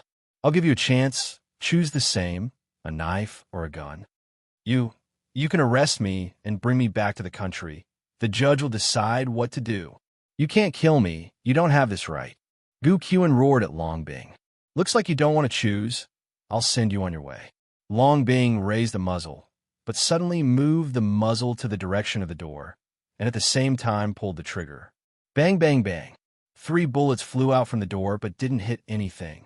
A figure suddenly moved outside the door, and a stun grenade suddenly fell to the ground. Boom! A deafening explosion, and a blinding light instantly filled the entire space in the room. Long Bing's eyes couldn't see normally, and her ears suddenly lost their function, unable to hear anything. At this critical moment, she suddenly went behind Gu Qian, used her arm to clamp Gu Qian's neck, and used the Gale assault rifle to shoot in the direction of the door. If it was an ordinary soldier, or even an ordinary agent, they would usually lose their ability to move onto the stun grenade. But Long Bing wasn't an ordinary soldier, nor was she an ordinary agent. She was an elite agent of 101 innings. Bang, bang, bang. Although her eyes couldn't see, and her ears couldn't hear, Long Bing could still rely on her memory to find the correct direction and use the Gale assault rifle to block the entrance that the opponent had rushed in from. How troublesome, but it's useless. A woman's voice came from outside the door, speaking fluent Chinese. If it was just based on the voice, no one would suspect that she wasn't a native Chinese. But she was that mixed-race woman. Click, click. The Gale assault rifle stopped. It had already emptied the last clip. Long Bing pulled out the gun with a backhand. Bang! A gunshot rang, and a bullet hit the gun in Long Bing's hand. She lost her grip, and the gun fell to the ground. Under normal circumstances, Long Bing would have pulled out the gun 10 times faster, but the stun grenade had made her deaf, and her brain's reaction speed was also a lot slower. Her current state was like a person who had too much to drink, unable to control her body's movements properly. The mixed-race woman appeared from the door and walked in with an elegant gait. In her right hand, she held a strange-looking gun that was at least twice the size of an ordinary gun, and in her left hand, she held a shield. The shield was silver, and the material seemed to be titanium alloy, very sturdy. There was a spray-painted pattern on the shield. It was a king cobra with its head raised. Gun and shield. She looked like a warrior from the Middle Ages, but the sword in her hand had been replaced with a gun. This style was very strange.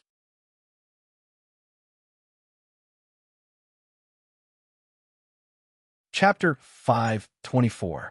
Long Bing shook her head vigorously, and the dizziness finally subsided.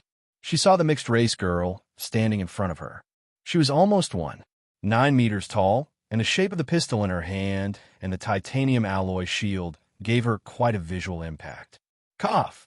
Gu Qian struggled with all her might, but Long Bing's arm was like an iron clamp around her neck. She was suffocating. Long Bing didn't relent at all. Not only did she not loosen her grip, but she also exerted more strength. She knew very well that her current situation was very bad. If she had to die, she had to kill Gu Qian for Charlotte, so that Gu Qian couldn't threaten Charlotte in the future. Let her go. The mixed-race girl said indifferently, "She still has some value to me. If you kill her, it will be a loss to me." Is that so? Long Bing's voice was very cold. As soon as her voice fell, her left hand suddenly went from behind Gu Qian to in front of her. When she stopped again, a hunting knife was stabbed into Gu Qian's heart. The mixed-race girl frowned. She had just knocked the gun out of Long Bing's hand, but she didn't expect Long Bing to still dare to kill Gu Qian in this situation. Gu Qian was indeed very useful to her. Although Gu Qian was just a new recruit in the CIB, she had a wide network of contacts in the Hua Nation. It was only a matter of time before he was promoted and put in an important position by the CIB. Being able to control a person was equivalent to planting a double agent in the CIB, and she could obtain information that was very difficult to obtain normally. Unfortunately, the woman in front of her stabbed a knife into Gu Qian's heart right in front of her. She did it cleanly and wasn't afraid that she would shoot her. Long Bing let go of Gu Qian.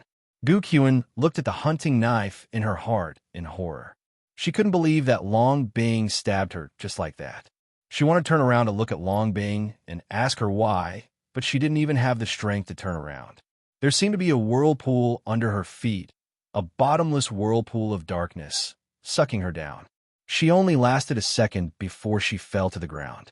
She looked at the ceiling and opened her mouth wide. She took in deep breaths, but it was not enough. Her breathing became weaker and weaker. She wanted to take another look at the world, but her vision was already blurred, and she couldn't see anything clearly. When she was alive, she lived a life of luxury. She had luxury cars and bodyguards. Everyone respected her, and she had everything she wanted. But now, she suddenly felt that she was very pitiful. She was no different from a homeless person who froze to death on the street. Darkness engulfed her. Just as her consciousness was about to be swallowed by the darkness, an image suddenly flashed across her mind. She saw sunlight and a young man walking towards her in the sunlight. It was as if he had traveled through time and space to appear in front of her in an instant. Then he froze. She saw his face clearly. Charlotte. Why was it Charlotte? There was no answer to this question. Darkness swallowed her last bit of consciousness. Aren't you afraid that I'll kill you? The mixed-race girl looked at Long Bing. Her eyes were cold, but there was a hint of a smile at the corner of her mouth. Long Bing shrugged her shoulders. I'm right in front of you.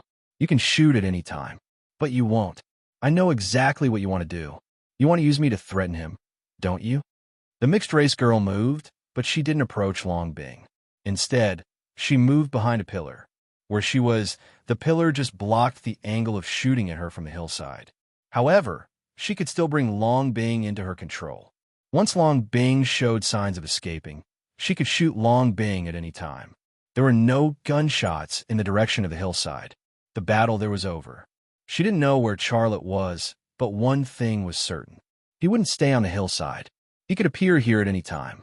The Wild Ninja House Onsen Hotel was the place to end all this. Long Bing's heart slowly sank. She had already felt the strength of the mixed-race girl in front of her. It was not only because of the mixed-blood girl's agility and marksmanship, but also her experience and ability to predict.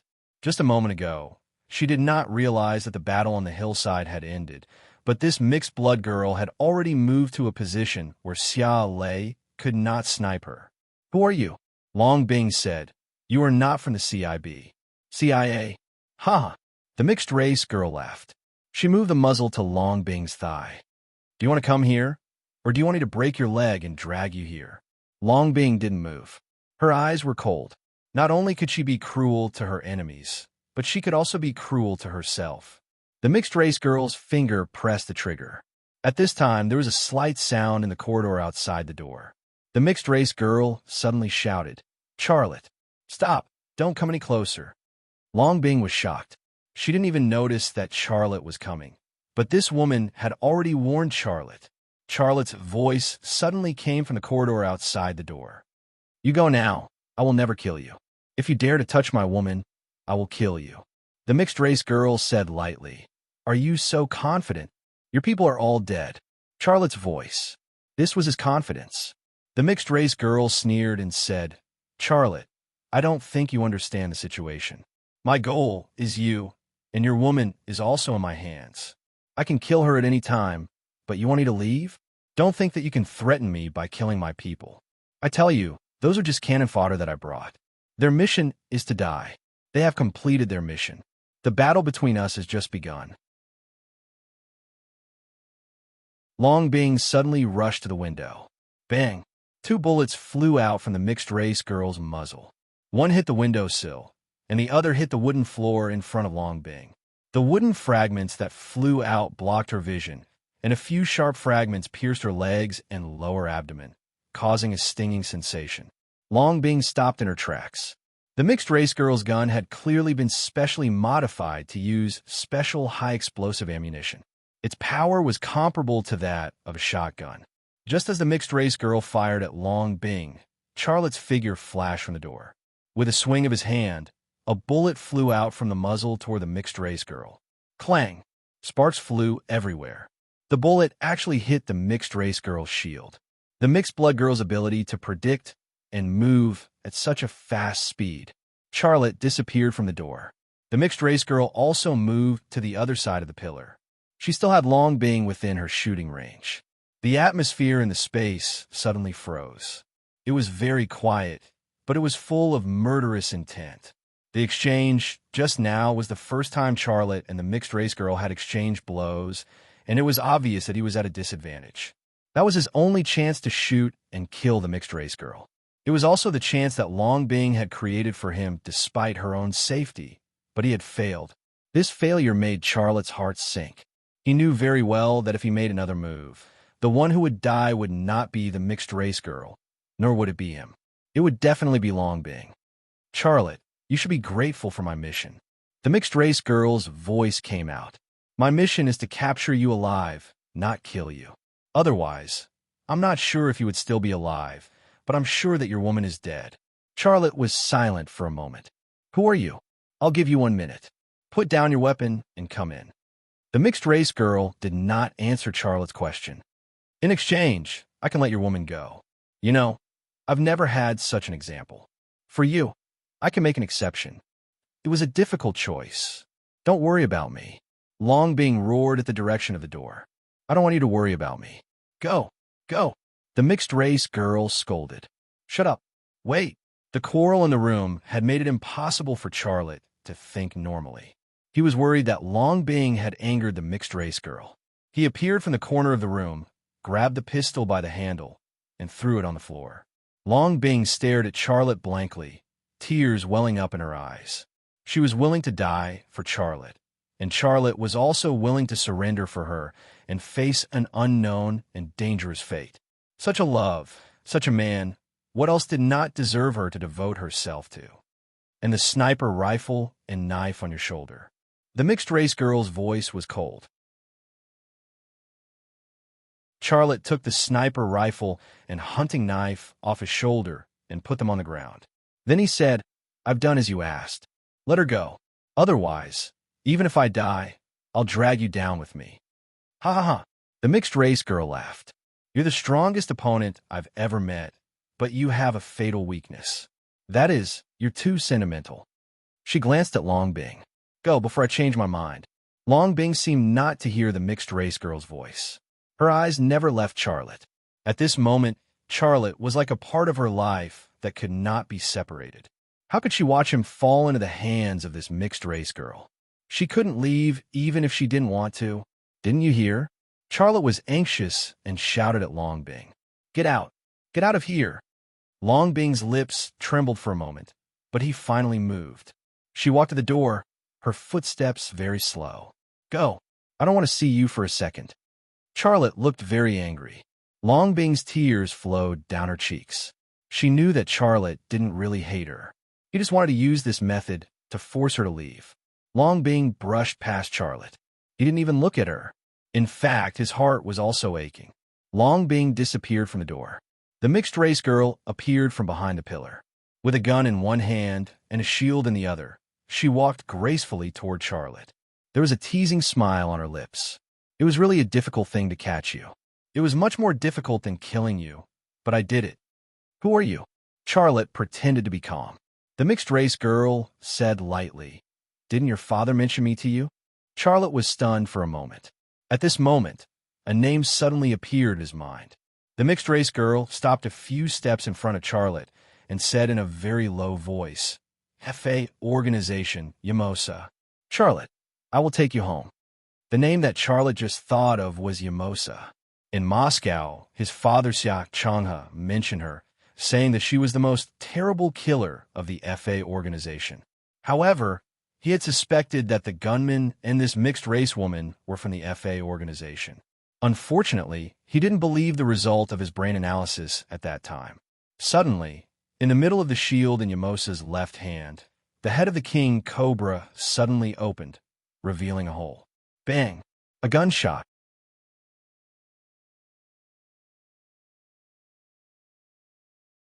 Chapter 5:25.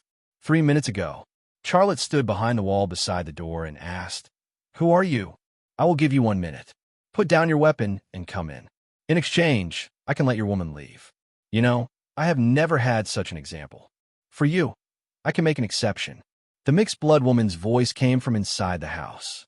"Don't worry about me. I don't want you to worry about me. Go. Hurry up and go." Longbing's voice was heard. Charlotte bit his lips. He removed his backpack and placed a pistol on top of it. Then he said, "Wait." 3 minutes later, Longbing passed by Charlotte at the door now. Bang! A bullet suddenly flew from the direction of the door, heading straight for Yamosa's head. However, before the gunshot could be heard, the shield in Yamosa's left hand suddenly swept out, blocking the bullet's trajectory and becoming the end of the bullet's trajectory.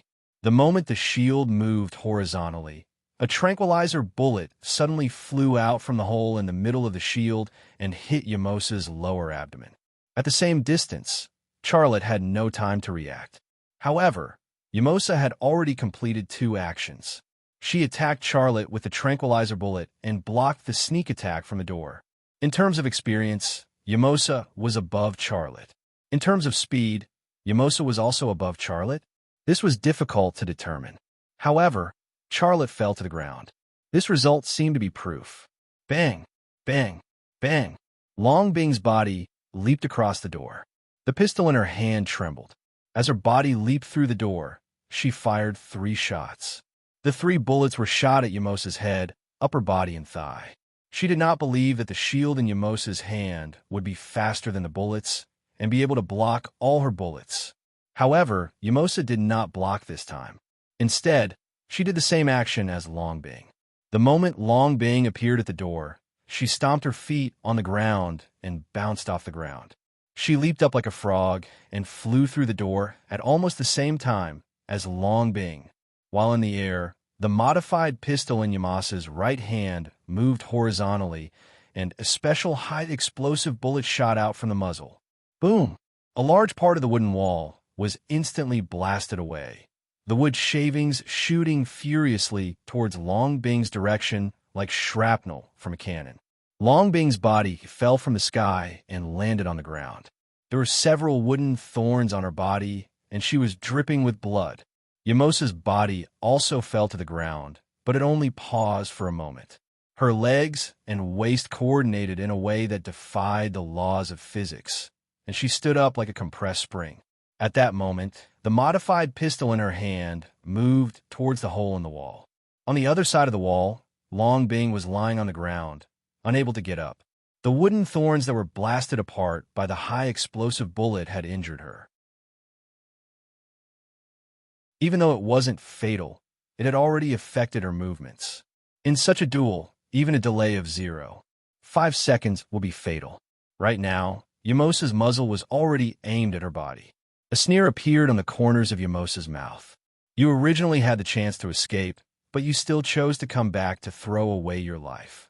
Is the love between you and Charlotte really that great?" Longbing's gaze shifted towards Charlotte's body. Before she died, she wanted to see him one last time. However, when her gaze shifted from the hole in the wall to Charlotte's body, she suddenly became stupefied. And Yamosa suddenly realized something. She suddenly moved her body to the side, swung her arm, and moved the muzzle towards Charlotte's direction. Cha! A hunting knife suddenly flew over, stabbing into Yamosa's wrist. The strangely shaped pistol fell from Yamosa's hand, falling to the ground. Yamosa's reaction was fast to the extreme. She flipped the shield in her left hand, catching the falling pistol. At the same time, she let go of the shield and used her left hand to grab the pistol. This series of actions seemed to have been completed in one go, without the slightest feeling of obstruction. At the same time, Charlotte also completed his actions. He rolled, reached out to grab the pistol, and fired. It was extremely fast. Bang! Bang! The 2 of them fired at almost the same time. Boom! The high explosive bullet blasted open a section of the floor. Dang! The pistol bullet struck the side of the shield. The bullet changed direction, brushing past Yamosa's cheek. The scorching bullet left a bloody groove on her cheek, as well as the smell of burning. After missing her shot, Yamosa suddenly jumped towards the window. Bang, bang, bang. 3 bullets flew in from outside the broken wall, instantly leaving 3 bullet holes in the place where Yamosa had just been. Long Bing also entered the battle. Yamosa swung her hand and pulled the trigger. A high-explosive bullet shot out from the muzzle. Boom! The wooden walls that were already in tatters exploded with a loud bang, almost completely collapsing. Long Bing rolled on the ground, barely avoiding the shockwave of the explosion. Cha! A sharp wooden spike stabbed into her buttocks. Blood seeped out, but she could no longer feel the pain. Bang, bang, bang. Charlotte also opened fire. Yamosa's body had already flown out of the window, several bullets seemingly brushing past her towering chest as they flew to some unknown place. Bang! A muffled gunshot rang out. The wall on the other side suddenly exploded, and wooden spikes shot towards Charlotte like a swarm of locusts. Charlotte rolled out of the room while sticking close to the ground. During this process, he did not leave behind his XL 2500 sniper rifle, bringing it with him. However, the base of his thigh was also stabbed by a wooden spike, and blood flowed out, soaking his pants. Long Bing had already crawled up from the ground. She and Charlotte didn't stay under the wall, immediately moving to the corridor. This hotel was an old-fashioned Japanese-style building. More than 90% of the structure was made of wood, and the roots couldn't stop the terrifying large pistol in Yamosa's hands. Sure enough, as soon as the two of them moved to the corridor, the wall exploded again. If they were a second late, they might have been turned into a hedgehog by the wooden spikes. Charlotte put away the pistol and grabbed the XL 2500 sniper rifle. His left eye twitched slightly, and the 2 dilapidated wooden walls disappeared from his sight one after another. He quickly located Yamosa's position. She was right next to another window. He raised the gun and pulled the trigger. Bang! A bullet flew out from the XL 2500 sniper rifle's muzzle, and a hole appeared in the 2 wooden walls at almost the same time. The bullet broke through the 2 wooden walls and hit Yamosa. Unfortunately, what was hit wasn't her body, but her shield. The XL 2500 sniper rifle's power was enough to break through 2 walls. This was without a doubt, but the 2 walls changed the bullet's trajectory, making it impossible to kill the target as he wished. The sparks that erupted from the titanium alloy shield also gave Yamosa a fright. She didn't stop for even half a second. With a crouching motion, her body was like a sprinter starting from the starting point, and with a swish, she sprinted more than 10 meters. Crash! Another bullet flew over furiously, and the wall she had just stopped in was blown apart. The Charlotte with a sniper rifle in hand and the Charlotte without a sniper rifle in hand wouldn't be the same person. Yamosa didn't stop, and in the blink of an eye, she disappeared into the darkness. Her body was injured, and fighting 1 against 2, she already didn't have the confidence to complete the mission. If she continued to fight, she wouldn't be the hunter, but the prey. That was why she already made her choice. She gave up. Charlotte withdrew his gaze, and the pressure in his body was suddenly released. His legs went soft, and he fell to the ground. Lay! Long Bing rushed over and hugged Charlotte. However, in the next second, she and Charlotte both fell to the ground. Continuous fighting, coupled with the injuries on her body, she had actually reached the edge of collapse and was relying on a strong willpower to support her body. Now, her state was actually as bad as Charlotte's, and a few years old child could push her down. Although Charlotte fell to the ground, his body was soft, especially his head, which was pressed against the most plump and soft place on Long Bing's body. This fall not only didn't hurt, but it was also very comfortable. Long Bing obviously didn't mind, and she was also happy to act as a human pillow for Charlotte. She held Charlotte's face and said, "Can we change the time? That woman might come back to kill us. If we continue like this, we're dead." She escaped. Charlotte continued to relax, and weakly said, "I don't want to do anything now. I just want to sleep in your arms." Then you sleep. Whatever you want to do, I'll accompany you. Long Bing said, I want to, but we have to get out of here. Charlotte struggled to get up from Long Bing's arms, and then reached out to pull Long Bing up. The two of them supported each other and walked to the door of the hotel. At this time, many people looked at them from the window, but no one dared to make sound. Wait. Long Bing suddenly remembered something. She let go of Charlotte and turned to go to the room. What else do you want? Charlotte asked. The things you want and your gun. Long Bing said, and then she entered the room. The room was a mess, and Gu Qin was lying on the ground, motionless. Long Bing picked up the file bag that had been moved before and also the Gale assault rifle. When she was about to leave, she glanced at Gu Qin. It was just a faint glance, and then she left the room and did not look back. In the eyes of Long Bing, Gu Qin was just a trouble, and she had already removed this trouble. The snow was still falling, and the wild ninja Hachikai was exceptionally quiet.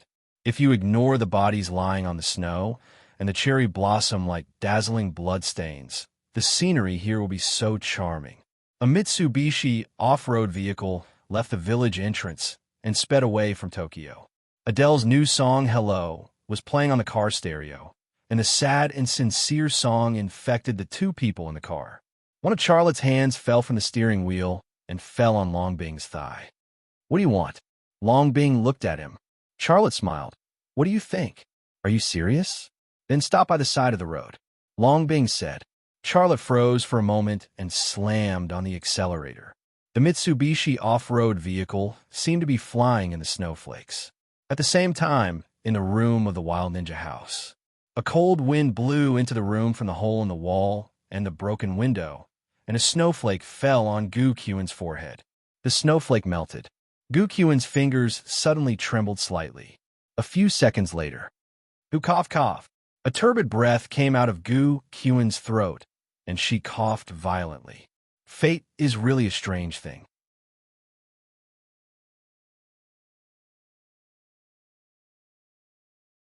Chapter 5:26. There are no gunshots and no dangerous gunmen. The guests hiding in the onsen hotel walked to their hiding rooms one after another and gathered in the room where the fierce gunfight took place. However, these guests did not approach the room, but stood far away. There's a woman lying there. Is she dead? Someone whispered. She must be dead. There's a knife in her heart, someone said. She is not dead. Her hand is still moving, someone said in surprise. Yes, her hand is still moving. Someone echoed. Call an ambulance. Quick. Someone shouted. Why call an ambulance? There is no signal here, and a landline can't be reached. Someone said. Where's the boss? This is his hotel. He should make a decision on this matter. Someone said. Stop it, I'll go and see. The hotel owner squeezed out of the crowd and walked towards a room, saying, Don't get close. You will destroy the scene. Under the gaze of the crowd, the hotel owner carefully walked to the door of the room. But before he could take a step into the room, suddenly there was a gunshot, and the hotel owner's body was suddenly lifted up. His lower abdomen was blown up by a high-explosive bullet, and pieces of intestines and internal organs flew in the air. Dash! Someone screamed, and then the crowd ran out like crazy. In less than 3 seconds, the originally bustling corridor was emptied, and not a single person could be seen. There were also several shoes on the ground, slippers and leather shoes. The hotel owner's body lay on the ground, looking at the snowy night sky with empty eyes. Just before he died, he saw a tall, mixed-race girl. He remembered her. She was his tenant, and she was the last woman he saw in his life. Yamosa got into the room through the broken wall and came to Gu Qin's side. She touched Gu Qin with her foot, and Gu Qin suddenly opened his eyes and stared straight at her. Gu Qin's eyes were full of the desire to survive and hatred. A sneer appeared on Yamosa's mouth.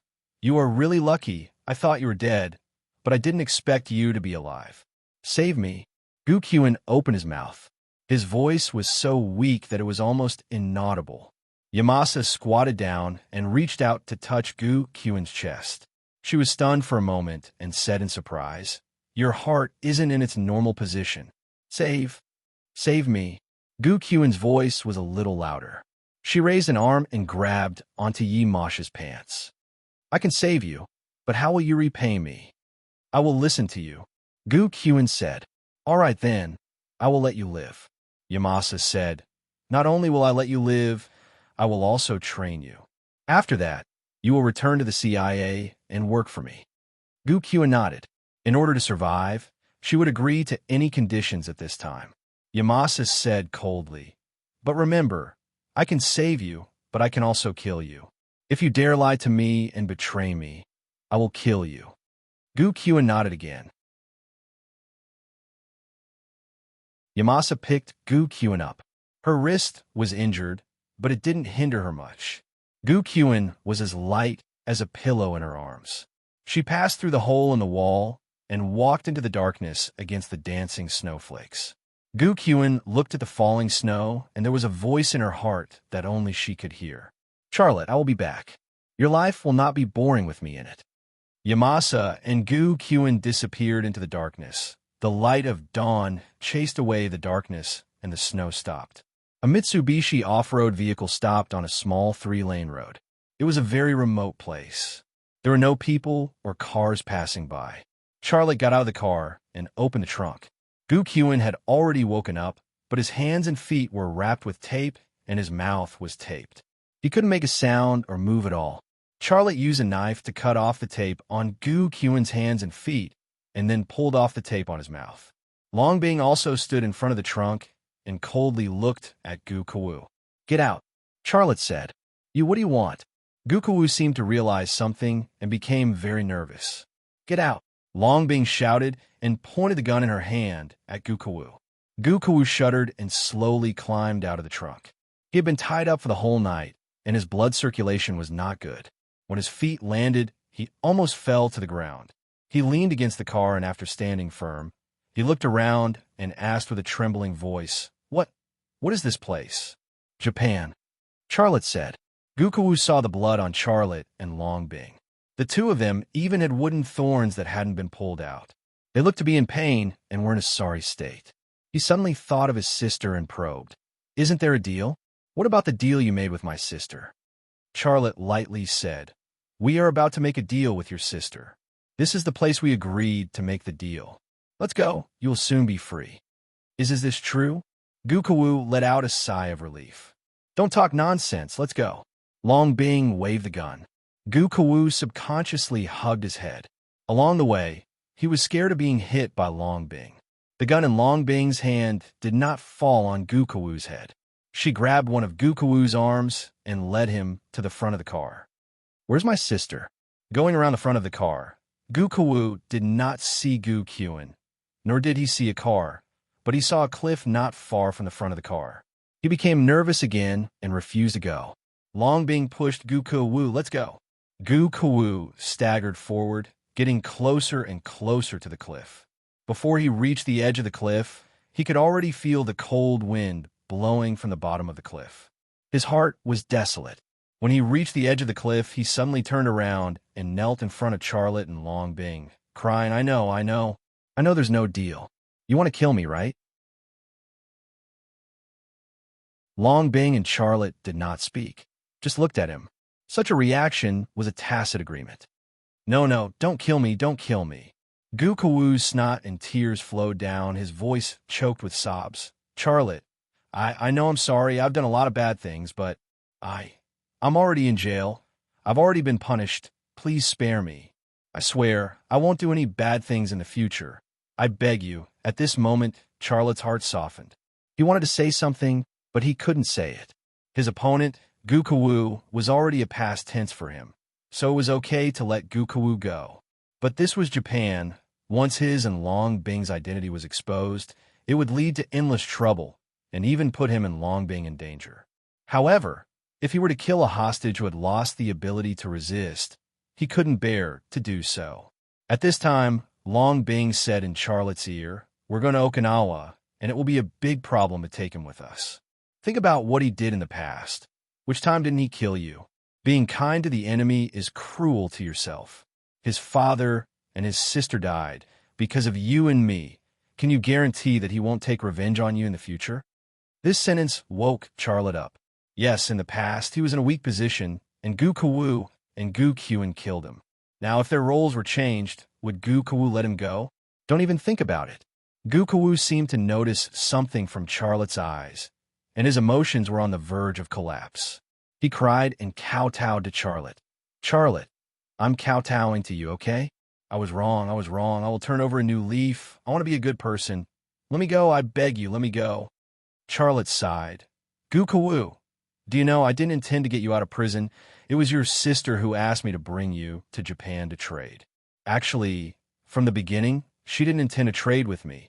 She just wanted to kill me. And you were also used by her. She doesn't care about your life at all. Otherwise, when we were still in Hokkaido, she would have come to trade with me. You lied to me. Gu Kawu broke down. He shouted angrily. My sister is not that kind of person. I'm her brother. She won't ignore me. Where is she? Give me the phone. I'll call her immediately. She will listen to me. She will listen to me. Charlotte shook his head. Your sister is dead. Gu Kawu suddenly froze, and his face lost the last trace of blood. Xia Lei's words were like a hammer, smashing the last bit of hope he had left for survival. His father died because of Charlotte, and now Charlotte killed his sister, Gu Kyun.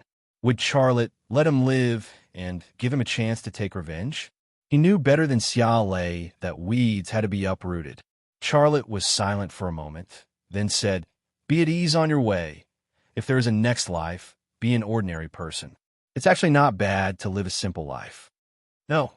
Gu Kawu suddenly got up, turned around, and ran. Just think of it as repaying Ma Xiaoan. Your Gu family owes him a life, so you have to use your life to pay for it. As his voice fell, Charlotte flew up and kicked Gu Kawu's back. Gu Kawu's body flew off the cliff, and a scream came from the bottom of the cliff, dragging on for a long time. Charlotte stood on the edge of the cliff and looked down. Gu Kawu's body fell on a pile of rocks at the bottom of the cliff, and blood oozed out from his body like a small stream. It was almost 100 meters high, let alone a person, even a robot would be scrapped if it fell. Long Bing grabbed Charlotte's hand. Be careful, don't fall. Charlotte withdrew his gaze and left the edge of the cliff. He's dead. You're right, people like him can't be merciful.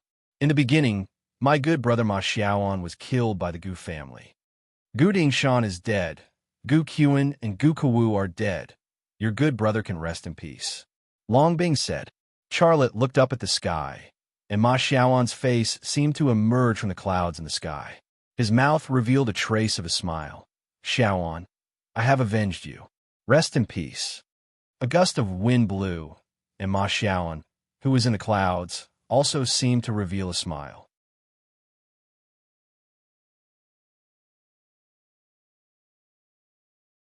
Chapter 5:27. No, I can't do it there. Are you still shy? No, it's just... Ugh, be gentle, it's bleeding. Don't move around. It's hard for me to deal with you moving around. Hurry up and pull it out. Hurry up and pull it out. In a room of a highway hotel, Long Bing crawled on the bed. The black lace quilt fell to her thighs.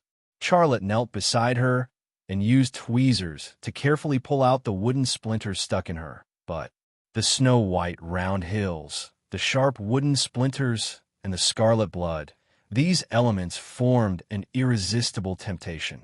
After pulling out a splinter, Charlotte's forehead was full of sweat and his mind was full of nonsense.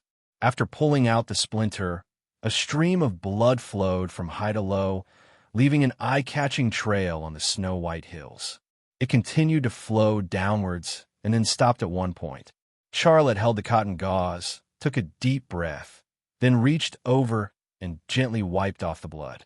Long Bing's eyes were about to spit fire. She looked back at Charlotte, her silver teeth gently biting her lips, and her jade cheeks were red. This look, this expression, it was like a foodie looking at a Haagen-Dazs ice cream, wanting to swallow it whole into her stomach and melt it all. Charlotte put a Band-Aid on the wound, then gently patted the undamaged area, and said with a smile, I've dealt with the back. Now I'll deal with the front. Why are you still lying down? Turn over. Long Bing glared at Charlotte, turned over, nimbly took off her coat, and then smashed it on Charlotte's face. I knew you were never a proper person. Charlotte tried to put on a serious look. What are you talking about? How am I not proper? We're on the battlefield. You're injured. There's no military doctor. I'll treat you. What's there to be embarrassed about? Longbing shrugged and said, come on. She was just that forthright. On the other hand, Charlotte felt unnatural. His eyes were staring blankly, and his hands and feet were not as nimble. He grabbed a wooden splinter stuck in a sensitive part of his body, forgetting how to deal with it. Longbing frowned. Have you seen enough? If you've seen enough, then pull out for me. Only then did Charlotte come back to his senses. He carefully took out the wooden spike and continued to deal with the other wooden spikes. The television in the room was originally broadcasting a variety show, but it suddenly changed to the news. Mount Fuji and Ashino Hakai appeared on the TV screen. There was also a host with a microphone and several corpses lying behind the host. Last night, a brutal gunfight broke out in Ashino Hakai. Corpses were found in both Ashino Hakai and the forest. The death toll reached 38 people. This was the bloodiest criminal case in Japan since World War II. According to the police's preliminary investigation, there were local Yakuza members among the dead, as well as some unidentified armed men. The police are still investigating the specific situation. We will continue to monitor and report the latest developments. The host's voice rang out. This sudden news attracted both Charlotte and Longbing's attention. Both of them looked at the TV screen and watched the footage captured by the camera. The host entered the heart of Ashino Hot Spring Hotel and came to the door of the room. The cameraman filmed the situation in the room. The room was full of debris and blood that had already coagulated. However, there was no goo queuing. The host stood at the door and said, according to witnesses, the battle in this room was the most intense. At that time, a woman died in this room, but her body went missing. Charlotte frowned. Could it be that Dark Mona took Gu Qian's body? Longbing recalled the situation and said, it should be Dark Mona, but I don't know why she took Gu Qian's body. Well, could Gu Qian still be alive? Charlotte had a trace of doubt in his heart. Under normal circumstances, Dark Mona would not take Gu Qian's body because it would not benefit her at all. Longbing said, that's impossible. I stabbed her heart with a knife. She can't still be alive. If it wasn't for the fact that Dark Mona was pointing a gun at me, I would have stabbed her a second time. Charlotte smiled. What's the difference between stabbing her once and twice? You did it, so I believe you. Gu Qian is really dead this time. Now it seems that it's most likely because of another reason. Forget it. She's already dead. There's no need to care about these things anymore. Let's continue.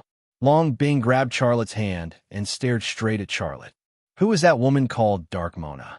Why would she want to deal with you? Xiao Lei was silent. He was in a dilemma. He knew that Longbing would ask him this question sooner or later, and he also needed to give her an explanation. Is it not convenient for you to tell me? As an elite agent of the 101 innings, how could Longbing not have any doubts about what had already happened? Charlotte finally said, she's from the FA organization. The FA organization? Longbing was moved. I've heard of it. It's an international free agent organization. It's very mysterious. That Dark Mona is from the FA organization.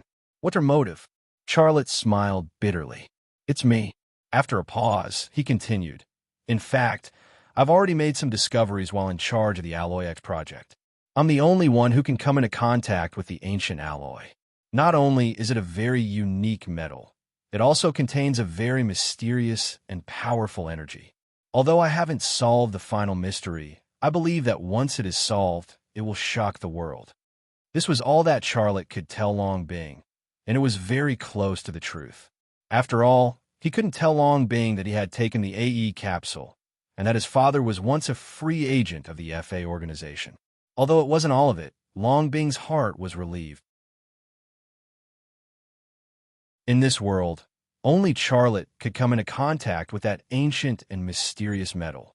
He was also the only one who could excavate one treasure location after another and study it.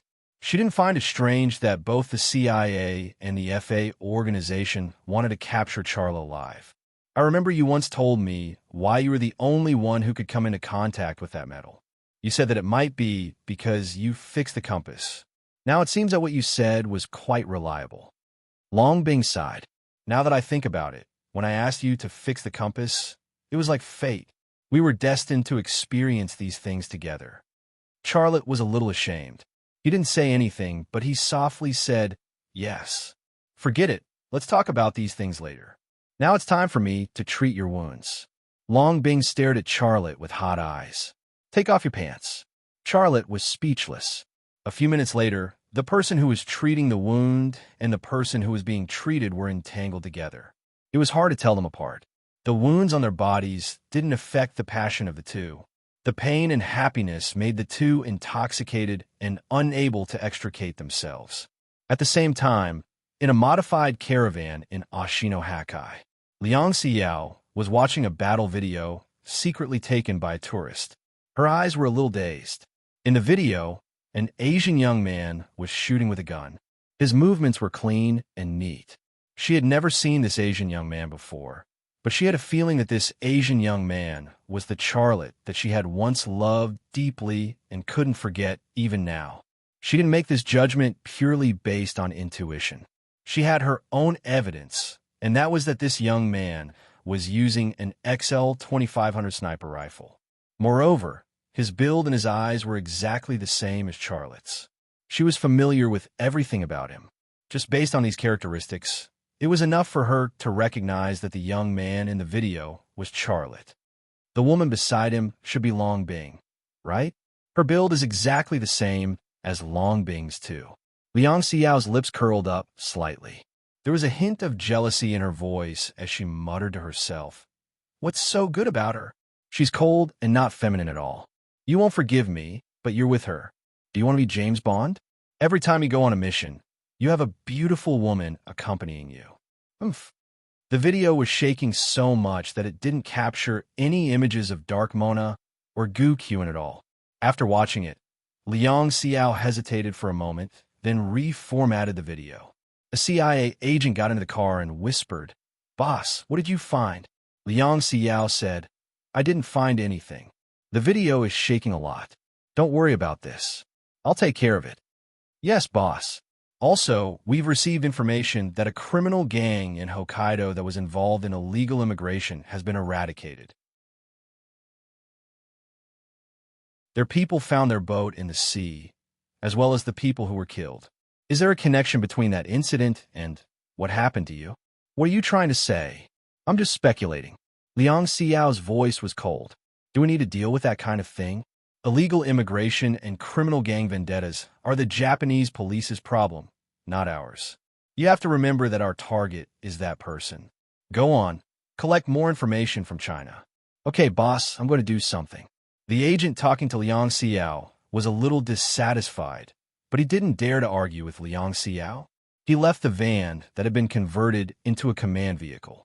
After the agent left, Liang Xiao took out a satellite phone and dialed a number. The call went through, and Liang Xiao whispered, "Uncle, your precious son is here. Didn't you see the news? He's getting more and more ridiculous. As a father, aren't you going to do something about it? If this goes on, he'll become more and more dangerous." Xiao Chang's voice came from the satellite phone. "Our son has grown up and is being disobedient. I saw the news. Are you sure it's him?" "I'm sure. I found some evidence, but don't worry. I got rid of it in time." "Thank you. What's the use of thanking me?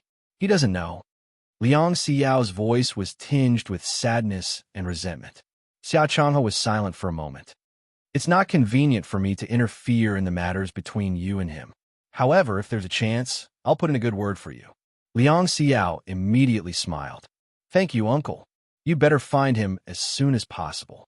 I can't keep it under wraps for long. Once they find his whereabouts, it'll be a big operation. He'll be in danger." "Okay, I'll find him as soon as possible." Xiao Changhe hung up the phone. Liang Xiao put away the satellite phone and quietly stared blankly. If his father speaks for me, will he forgive me? Then she smiled bitterly. So what if he forgives me?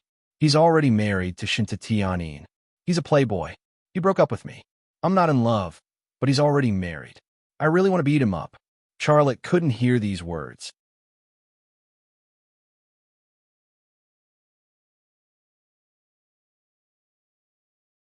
Chapter 528. One day later, Okinawa. Charlotte and Long Bing checked into a beach hotel. The two of them no longer looked like they were in Tokyo. Charlotte had changed the features of the human skin mask. When they were in Tokyo, he and Long Bing were older. In Okinawa, the two of them looked like they were in their early 20s. They were much younger than their actual age. The two of them looked like college students who were in love and had sneaked out for a vacation. Not far from the beach hotel was the Naha military base. The tall, barbed wire, the U.S. fighter jets parked in the hangar, and the anti-aircraft missile tower. These elements formed a cold and hard picture. An F-22 stealth fighter jet took off from the runway and flew in the south direction. It was very fast. In the blink of an eye, only a white trace was left. Long Bing stood beside Charlotte. This plane was newly added to the Okinawa base by the U.S. It's to add chips to their strategy of returning to the Asia-Pacific. Charlotte was not sensitive to politics. He was not very interested, but this kind of thing still made him a little uncomfortable. While I was in school, I was very thin and weak, and I was often bullied. It's the same for countries. If you fall behind, you will be bullied. The stronger party, for the sake of benefits, is always arrogant and will not reason with you. Long Bing sighed. What can we do? This fighter jet is currently the world's most advanced fighter jet. None of our fighter jets can compete with it. I think this is why the higher-ups are so concerned about the X-Secret Metal project. Once we use that metal on our fighter jets, we can also build world-class fighter jets. If we also have fighter jets like the F-22 or F-35, no country can stop our country's road to rejuvenation. Building a fighter jet was a very complicated thing. The scientific field of design was also very broad, but the most basic and most important was the materials. If there were no good materials, domestic scientists would only be able to design fighter jets that were comparable to the F-22 and F-35.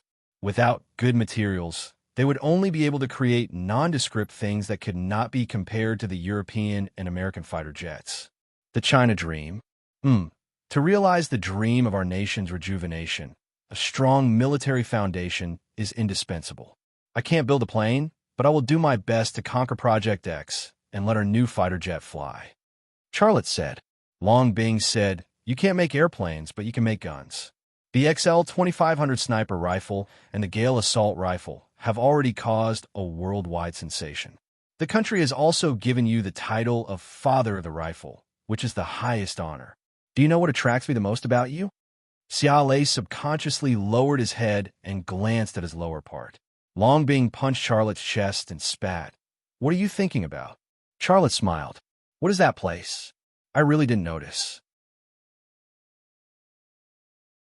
Long Bing said, it's when you hold the spear and kill the enemy. She laughed. Very sexy. Every time I see you holding a gun and shooting the enemy, I feel a little what? Long Bing rolled her eyes at Charlotte. You're so excited that you wanted to say it out loud. Charlotte looked at her. There's still some time before our operation. Why don't we? Before he could finish his words, Long Bing pounced on him and blocked his mouth with her cherry lips and tongue. She loved when she wanted to and did what she wanted to. She had always been so straightforward. The curtains were drawn. The small room rippled with the sound of love. After dinner, Charlotte and Long Bing walked out of the seaside hotel. The two of them carried their backpacks and held their SLR cameras as they walked along a road behind the beach. The temperature in Okinawa was very special. Even in winter, it was more than 20 degrees Celsius. With such a temperature, coupled with the charming scenery, people were obviously not willing to stay in their rooms and watch TV. Therefore, people could be seen on the road and on the beach.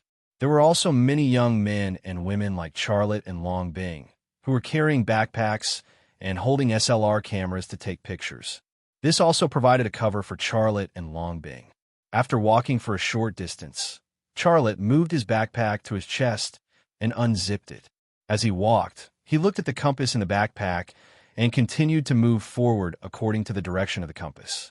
After more than 10 minutes of walking, the number of tourists decreased, but they were getting closer to the Naha military base. Separated by a few hundred meters, Charlotte could also see the U.S. soldiers standing at the entrance of the military base. They were armed and looked very mighty. Although Long Bing could not see the U.S. soldiers at the entrance as clearly as Charlotte could, she knew where she and Charlotte were going. She frowned. Are we really in the military base? If that's the case, why are we still digging for treasures? Charlotte also had a headache. I hope we're not in the military base. If we're really in the military base, I don't know what to do. The U.S. military base in Okinawa was a strategic location to contain the rise of China. One could imagine how tight the security was. If they wanted to dig for treasures in the U.S. military base, it would be equivalent to digging a hole in front of the White House and burying their own corpse.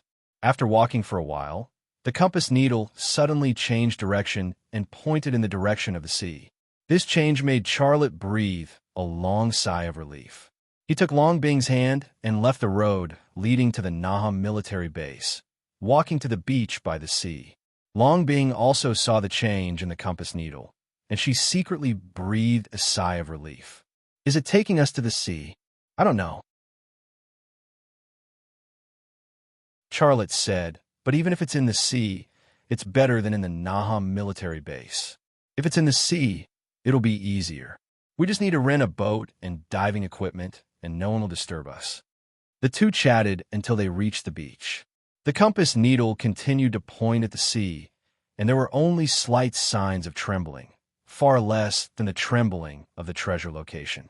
On this point, Xiaolei was already very experienced. It seems that we really have to rent a boat.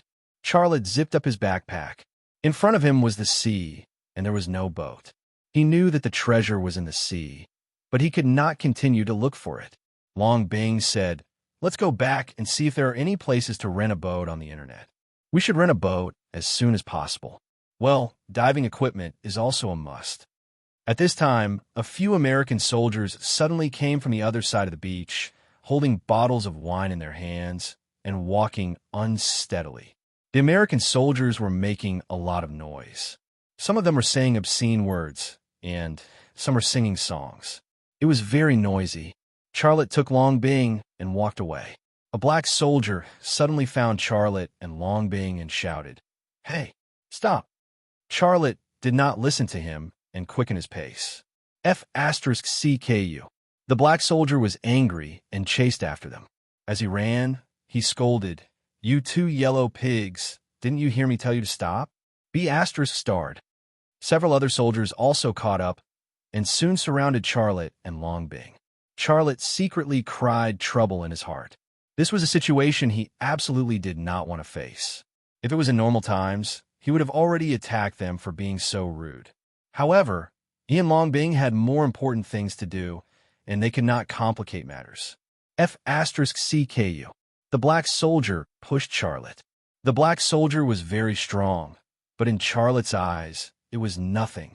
However, he fell to the ground in an exaggerated manner, and his face showed a look of panic. He said in Japanese, What do you want?" Huh. It turned out to be a stupid Japanese boy. A white soldier also laughed in Japanese. "Play with us, and then we will let you go." Charlotte looked very nervous.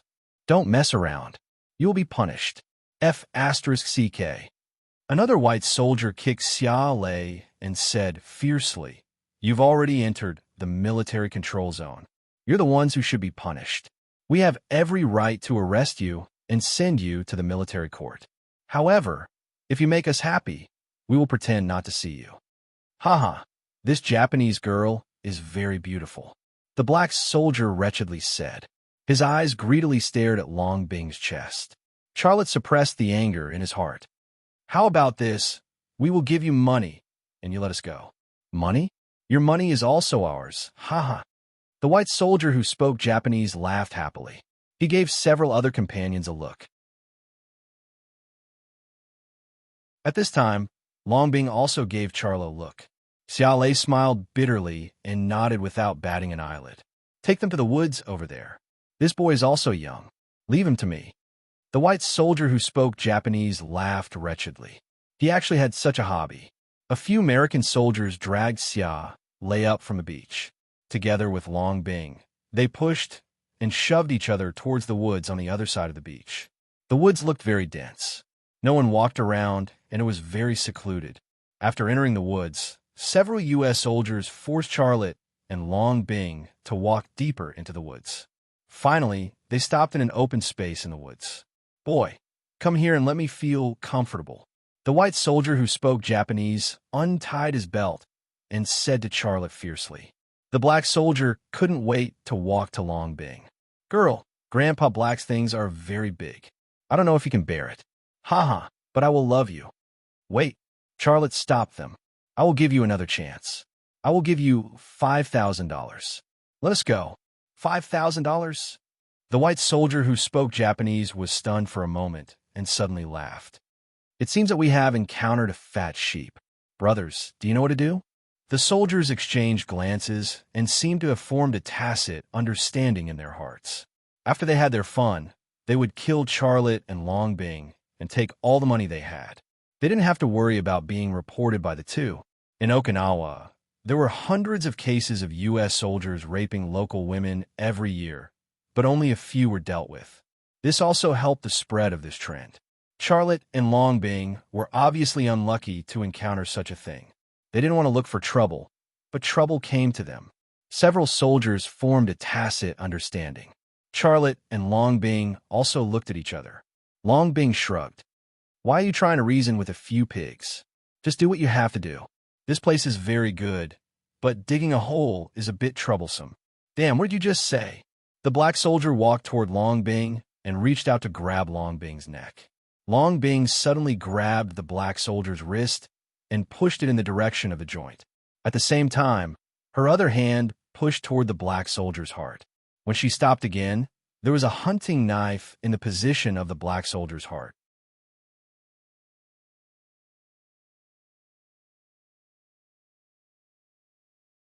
Chapter 529. At that moment, the air seemed to freeze. Except for Charlotte, everyone was shocked.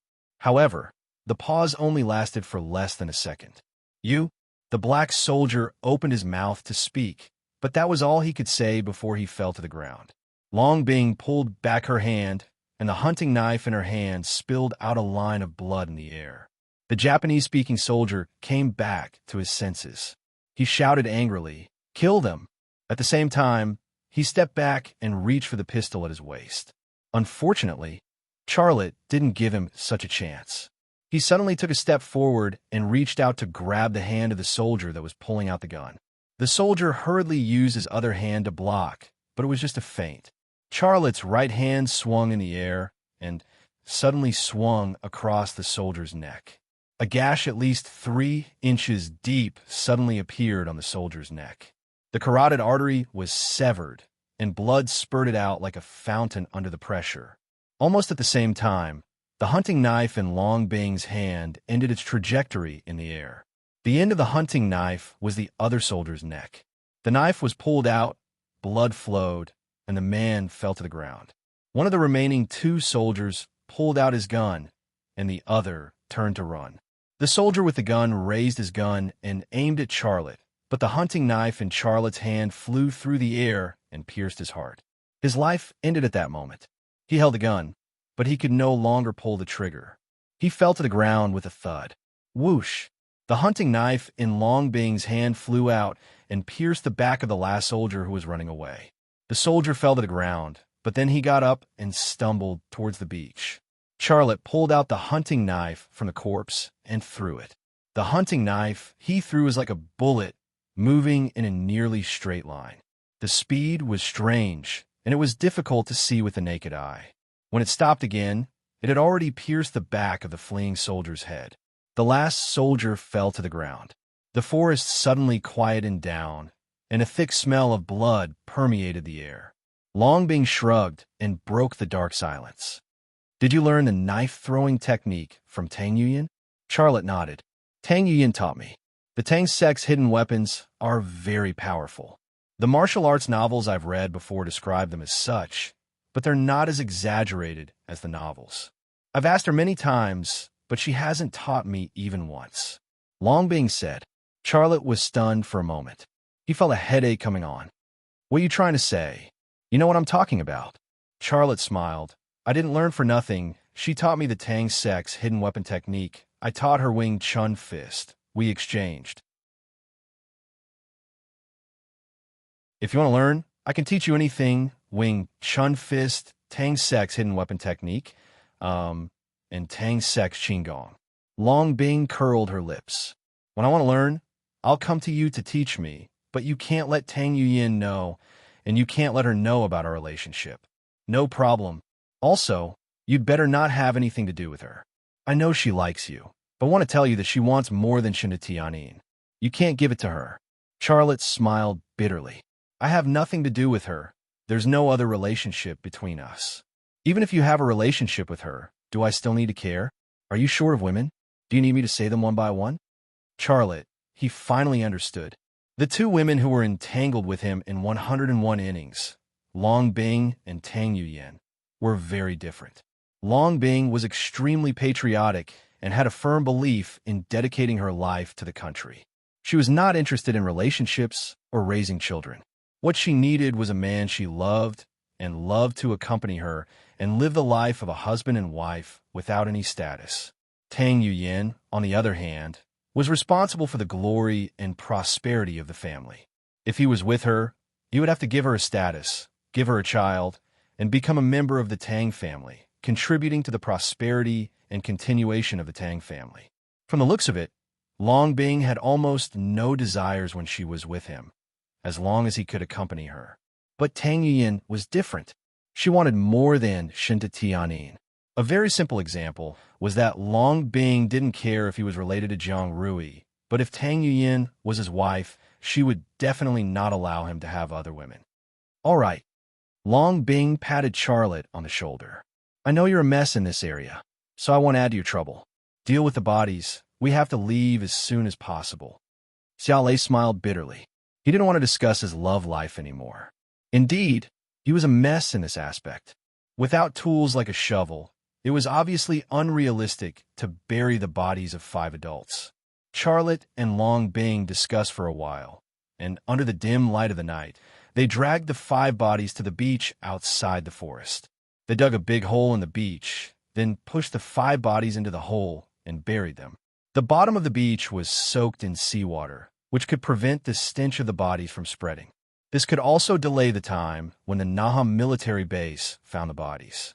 Perhaps, by the time the Naham military base found the bodies, Charlotte and Long Bing would have already left Okinawa and returned to China. Back at the seaside hotel, Charlotte used the computer provided by the hotel to search for information on yachts on the internet. Okinawa was originally a place mainly for tourism, so there were many places where boats could be rented. After a search, Charlotte quickly identified a rental company in a small town not far from the seaside hotel.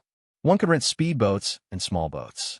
As long as one could afford it, one could even rent a small yacht. After confirming the rental company, Charlotte immediately used the hotel's phone to call the rental company. "Sir, what do you need?" A woman's voice sounded. "I want to rent a boat. I want to ask, when can I get a boat?" Charlotte asked. "Tomorrow morning at the earliest." "What kind of boat do you want to rent?" "A yacht," Charlotte said. "A yacht? Oh, in that case, sir, you need to pay a deposit of 10 million yen. In addition, the rent is 20,000 yen per day. Money is not a problem. I can pay the deposit." "That's great. We will provide you with the best quality service, sir. Thank you for choosing us. By the way, how long do you want to rent it?" "Half a month. My wife and I just got married. We want to spend our honeymoon in the sea." "Congratulations, sir. Please convey my blessings to your wife. By the way, I also want 2 sets of diving equipment. Can you prepare them for me?" "No problem, sir. When you come tomorrow morning, we will prepare everything for you." "Here's the thing. My wife is very anxious. How about this? I will come to get the boat now. You prepare everything for me. I will pay double the rent. If you can't do it, I will find another company." "Oh, no, no, no. Sir, come here. I will ask someone to prepare everything you need." "Okay, I will come right away." Charlotte hung up the phone. If the previous incident had not happened, Charlotte would not be so anxious. The military would definitely investigate the disappearance of 5 U.S. soldiers from the Naham military base. Once the Naham military base confirmed that 5 soldiers were missing, the military would definitely take action. In this way, his and Long Bing's mission might be affected, and there might even be unknown risks. Therefore, it was better to be as fast as possible. At this time, Long Bing lay on Charlotte's back and wrapped her arms around his neck. Her soft and full chest gently pressed against Charlotte's shoulder blade. Sitting in front of the computer, Charlotte was inexplicably nervous. "We have to go. What do you want to do?" Long Bing said. "You just said that I am your wife. What about Shinta Tianin?" Charlotte, at this critical juncture, she actually still had the mood to joke around with him. "Forget it. You've been very tired these days. I will let you go this time. Let's go and get the boat." Long Bing let go of Charlotte. Charlotte secretly breathed a sigh of relief. During the mission in Japan, he and Long Bing had almost no restraint. They did whatever they wanted. His inventory had long been emptied, and he could not take it anymore. Half an hour later, the two arrived in the small town and found the boat rental company. In fact, it was not a big company. It was just a family-run boat rental shop. There were a few speedboats, a dozen small boats, and 2 small yachts. They were very ordinary, very different from the luxury yachts, in his impression. The woman who answered Charlotte's phone call was the owner of the rental company. She warmly welcomed Charlotte and Long Bing. After a brief conversation, Charlotte paid the deposit and part of the rent by bank transfer. Then, under the guidance of a worker, they boarded a yacht parked on the dock. The owner was a careful woman. She not only prepared 2 sets of diving equipment according to Charlotte's requirements, but also prepared food and freshwater reserves for half a month. In addition, she also gave them a wedding cake and a bottle of red wine. Although these things did not cost much money, the service was very thoughtful. Of course, these free services were also for the sake of Charlotte's willingness to pay double the rent. There is not much difference between driving a yacht and driving a speedboat. Charlotte could easily do it. He did not delay much. After the worker of the rental company got off the boat, he drove the yacht away from the dock and headed in the direction of the compass. In the cockpit, Long Bing looked at the wedding cake and couldn't help but laugh. "Is it written in Japanese on this wedding cake, or something?" Charlotte looked back and blurted out, "It means to have a son soon." "Ah." Long Bing was stunned for a moment and suddenly said, "By the way, we haven't taken any safety measures these days. What if I get pregnant?" Charlotte was also stunned for a moment. When they were having sex, his mind was full of happiness and happy electric waves. How could he think about what to do if he got pregnant? Now this problem suddenly popped up, and he was also worried. Yes, what to do if she got pregnant? Long Bing began to look through the gifts given by the owner again. "What are you looking for?"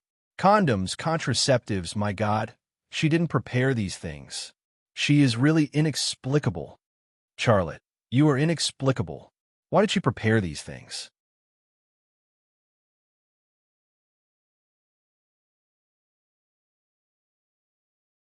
Chapter 530. The coastline went further and further away and finally disappeared. The yacht continued to move forward, and the vibration of the compass needle became more and more obvious. "We're close," Charlotte said excitedly. Long Bing looked up and saw nothing but rolling waves. She said, "There's no island in front of us. Is it really in the sea?" Charlotte said, "Whether it's on the island or in the sea, we're already here. Maybe we can find the treasure tonight and take what we need." "I hope so. We killed 5 American soldiers. The sooner we leave, the better," Long Bing said. When the yacht moved forward for another nautical mile, the needle suddenly trembled violently. Charlotte turned off the engine and stopped the yacht. He and Long Bing came to the deck. There was nothing in this area except the sea. The waves rose and fell in their sight, and they couldn't see the end of it. Charlotte checked the compass and quickly made a decision. "The treasure is below us. I'll go down and have a look. You stay here and wait for me." "No, I want to go down with you," Long Bing said. Charlotte said, "If we all go down, who's going to watch the yacht? And our weapons and equipment? What if another ship comes and sees that there's no one on our yacht and tows it away? How can we go back?" But Long Bing was worried about Charlotte going down to the sea alone. Charlotte said, "Well, I'll go down and have a look first. If there's any trouble, you can come down and help me." "Okay, it's decided." Long Bing felt that what Charlotte said made sense. They were all in the sea. If the yacht drifted away or was towed away, it would be troublesome. Charlotte took out a diving suit, took off his clothes, and was about to put it on. But at this moment, a light came from afar, and the bright light suddenly shrouded the small yacht. That's... Long Bing covered her eyes with her hands, but she couldn't see through the strong light. Charlotte saw it, and his expression became serious, for no other reason than that he saw a destroyer flying a Japanese flag. "Lei, what ship is it?" Long Bing was also nervous. Charlotte frowned and said, "It's a Japanese warship. You can see clearly?" Long Bing looked very surprised. At this time, Charlotte had no time to explain why he could see the Japanese warships in the distance. He said, "Have we hidden our guns?" "I didn't hide it. It's all in the cockpit." "That won't do. We have to hide them, just in case." Charlotte followed him into the cockpit. Warships usually wouldn't bother with ordinary yachts, but if there was a special situation and the Navy on the warship boarded the yacht and found guns, it would be very bad, especially if their guns were XL 2500 sniper rifles and Gale assault rifles. Japan does not have these two types of guns. Also, even if this yacht was covered with guns, it was definitely not a match for a destroyer. In the current crisis, having guns was equivalent to not having guns.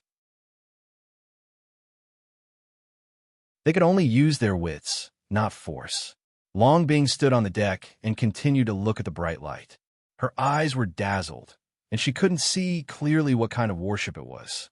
She also secretly said in her heart, "It's strange. Even if his eyesight is good, it shouldn't be so exaggerated. I still can't see clearly what kind of ship it is, but he saw it was a warship. I don't know if his child will have such exaggerated eyesight. Wait, what kind of nonsense am I thinking about?" Charlotte came out of the cockpit. He carried the large handbag with the Gale assault rifle and the XL 2500 sniper rifle to the side of the ship. Then he tied the handbag with a rope and threw it into the sea. The bag quickly sank into the sea, and even the rope tied to the railing was stretched taut. Charlotte said, "I'm tying a flexible joint. If someone wants to board the ship and I can't get away, you have to tie a knot and sink our equipment to the bottom of the sea." Long Bing nodded to show that she understood. Xiao Lei stood beside Long Bing and stood shoulder to shoulder with her as they watched the destroyer that was getting closer and closer. At this time, he saw the mark on the hull. It was the Japanese Navy's destroyer Tachikase. A few minutes later, the destroyer Tachikase approached the small yacht that Charlotte and Long Bing were on. The searchlight at the bow of the ship was still shining on the small yacht, and the strong light was dazzling.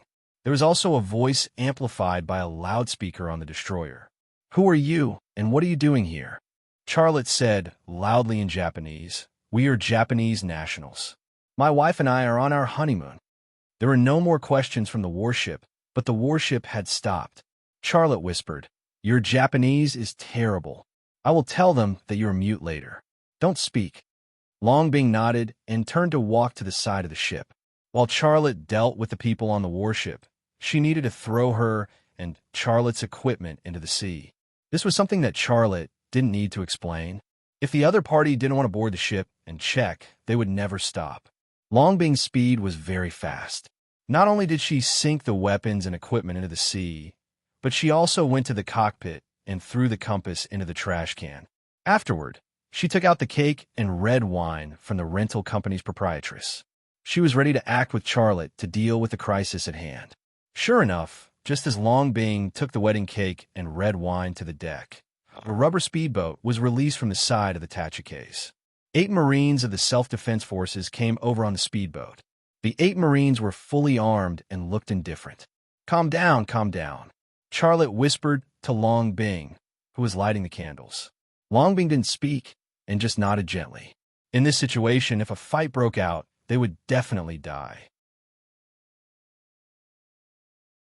They couldn't escape. The other party could blow up the yacht with one shot.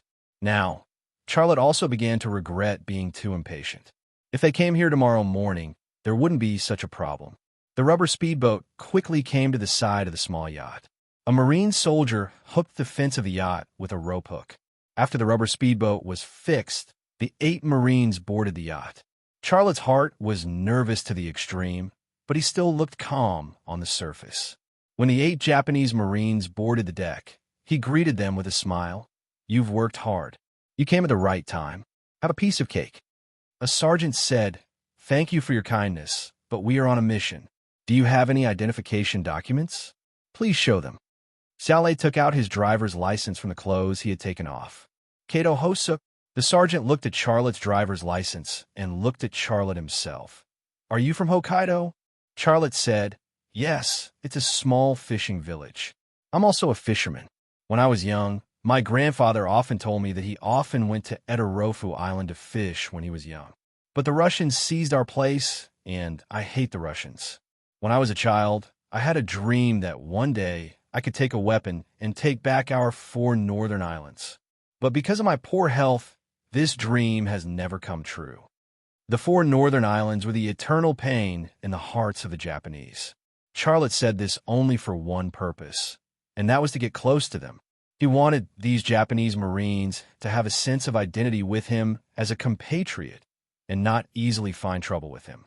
In fact, not to mention that the 4 northern islands had nothing to do with him. Even if Russia took away half of Japan's Honshu Island, it would have nothing to do with him. When Charlotte said this, the leading sergeant finally showed a smile. "I didn't expect you to be a patriotic young man. It doesn't matter if you can't join the army now. There will definitely be opportunities in the future." As he spoke, he returned Charlotte's driver's license to Charlotte. A Marine soldier looked at Long Bing and said, "Madam, where is your ID?" Long Bing didn't move.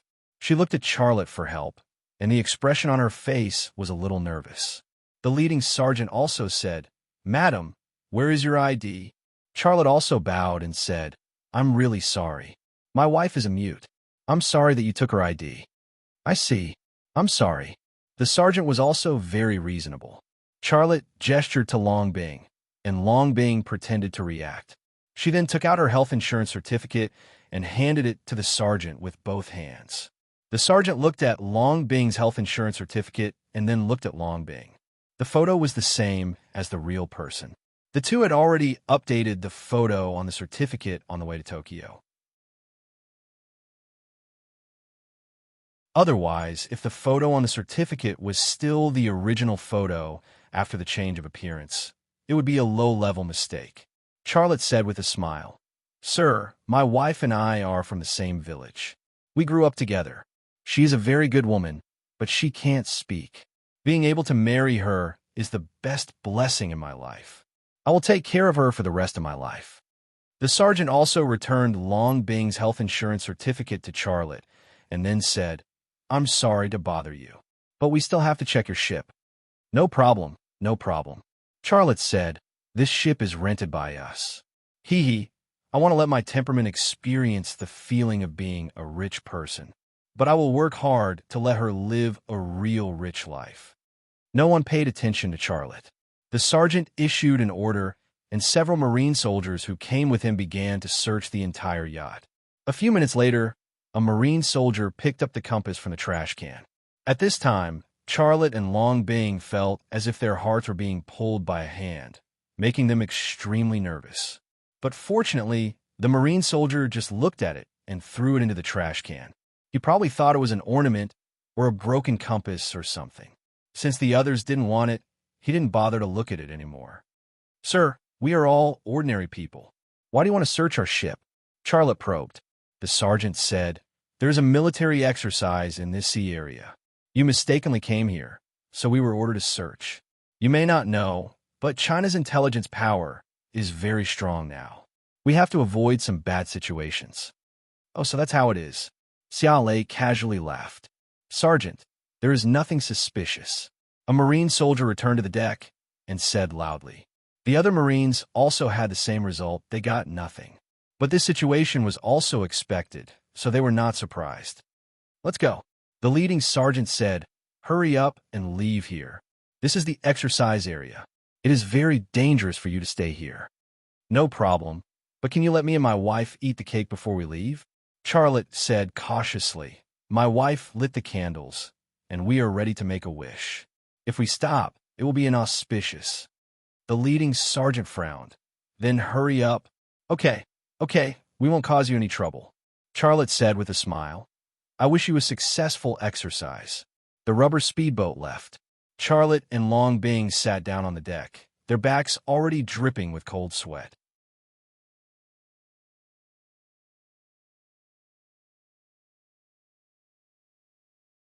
Chapter 531. The Japanese Navy's Taichi Kaze started up and slowly left. On the side of the warship stood a large group of Japanese Navy soldiers, including those who had just boarded the yacht for inspection. "Hurry up and leave." A voice came from the warship again, with a hint of urgency. Charlotte felt a headache coming on. Driving the yacht away seemed to be a wise choice, but he knew that the radar equipment on the Taichi Kaze would be able to capture the yacht's trajectory almost effortlessly. If he returned in a circle, he might arouse suspicion.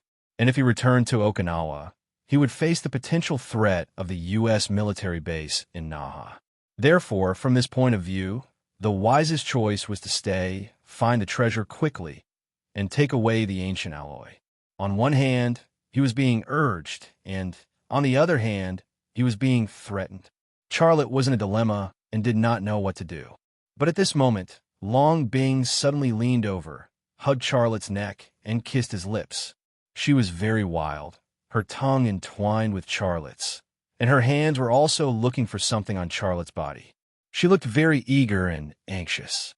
Charlotte suddenly understood her intentions. He quickly let go, hugged Long Bing, and kissed her passionately, and rolled on the deck. He looked like he could not resist the urge to do something. Woo! Ha ha! Clap, clap, clap. Voices came from the speakers on the warship again. Some people were cheering, some were laughing, and some were clapping. "Do her! Do her!" Someone beside the ship roared, instigated. Xiaolei, on the other hand, stopped and looked at the warship with an honest and shy expression on his face. "Haha, that kid is shy. How boring. If it were me, I would do her in public. That bride is so beautiful. Her breasts must be 65E, right?" Amidst the cacophony of obscene noises, the supreme wind blade gradually drifted away. A Japanese yacht and 2 Japanese nationals. They didn't suspect anything. The warning from the speakers seemed to be just for show. It did not urge Charlotte and Long Bing to leave again. They were newlyweds, making a wish on a cake, and maybe even having sex. It was a good thing to add a baby to Japan. Since it was a good thing, why would they ruin it? "Touch me," Long Bing suddenly said. "Huh." Charlotte did not dare to do it. "Idiot, someone must be watching with binoculars," said Long Bing, and then she urged, "Hurry up, don't dawdle." Charlotte put his hand into Long Bing's clothes. Of Long Bing was entwined with him again. Her soft body was like a water snake, and she did not want to be separated. Of him, from the corner of Charlotte's eyes, there were indeed a lot of people looking at the battle with binoculars and talking excitedly. "That, is your chest really 65E? Charlotte felt that the size that guy said was fake because it was obviously different from his. Long Bing glared at Charlotte. "Do you think it's fake?" I absolutely did not mean that." "Really, absolutely not." Charlotte quietly measured. He was like a carpenter, using a tape measure, a ruler, and a level. Long Bing's face turned red. She bit her lip, hesitated, and said 60E. Charlotte took a small breath. This was also a very exaggerated size. Long Bing slapped Xia Lei's hand away. "You're being held with a ruler, so what are you measuring? Carry me into the cabin and give those guys the illusion that we went into the cabin to do something. When those guys are far away, you can go into the sea." Charlotte smiled, carried Long Bing by the waist, and walked into the cabin. The naval soldiers on the Tachi Wind also dispersed. They all went into the cabin to do something, so they couldn't see it even if they wanted to. A few minutes later, the Tachi Wind disappeared from the sea. Charlotte and Long Bing returned to the deck. Charlotte quickly put on his diving equipment and dived into the sea. The searchlight on the diving suit dispelled the darkness in the sea. Under its effect, coupled with the ability of his left eye, Charlotte could see the scenery within a range of about 50 meters in the sea. This kind of underwater vision was beyond the scope of a normal human. Under normal circumstances, even if the sea was clear, it was already amazing for a person to see a few meters away. As he continued to dive, the deeper he went, the more pressure he felt under the water. This pressure made Charlotte feel very uncomfortable. His body felt as if there were several heavy sandbags on it. His internal organs and his bones were all under great pressure. It felt like his bones would break and his internal organs would burst. Charlotte looked at the pressure gauge and was suddenly shocked. He was anxious to find the treasure, so he dived very fast. He didn't even notice that he had already dived to a depth of 350 meters. A human diving record of 330 meters was a record that no one could break. Moreover, this limit could only be achieved with the help of professional diving equipment. If it was barehanded, the limit of a human diving was only 100 meters. Whether it was the former or the latter, surpassing this limit would result in death. Charlotte's gaze moved down, but he still couldn't see the bottom of the sea. In other words, the bottom of the sea was at least 50 meters away from him. It could be 80 meters, 100 meters, or even 300 meters. Fuck, why am I so unlucky? Charlotte couldn't help but curse.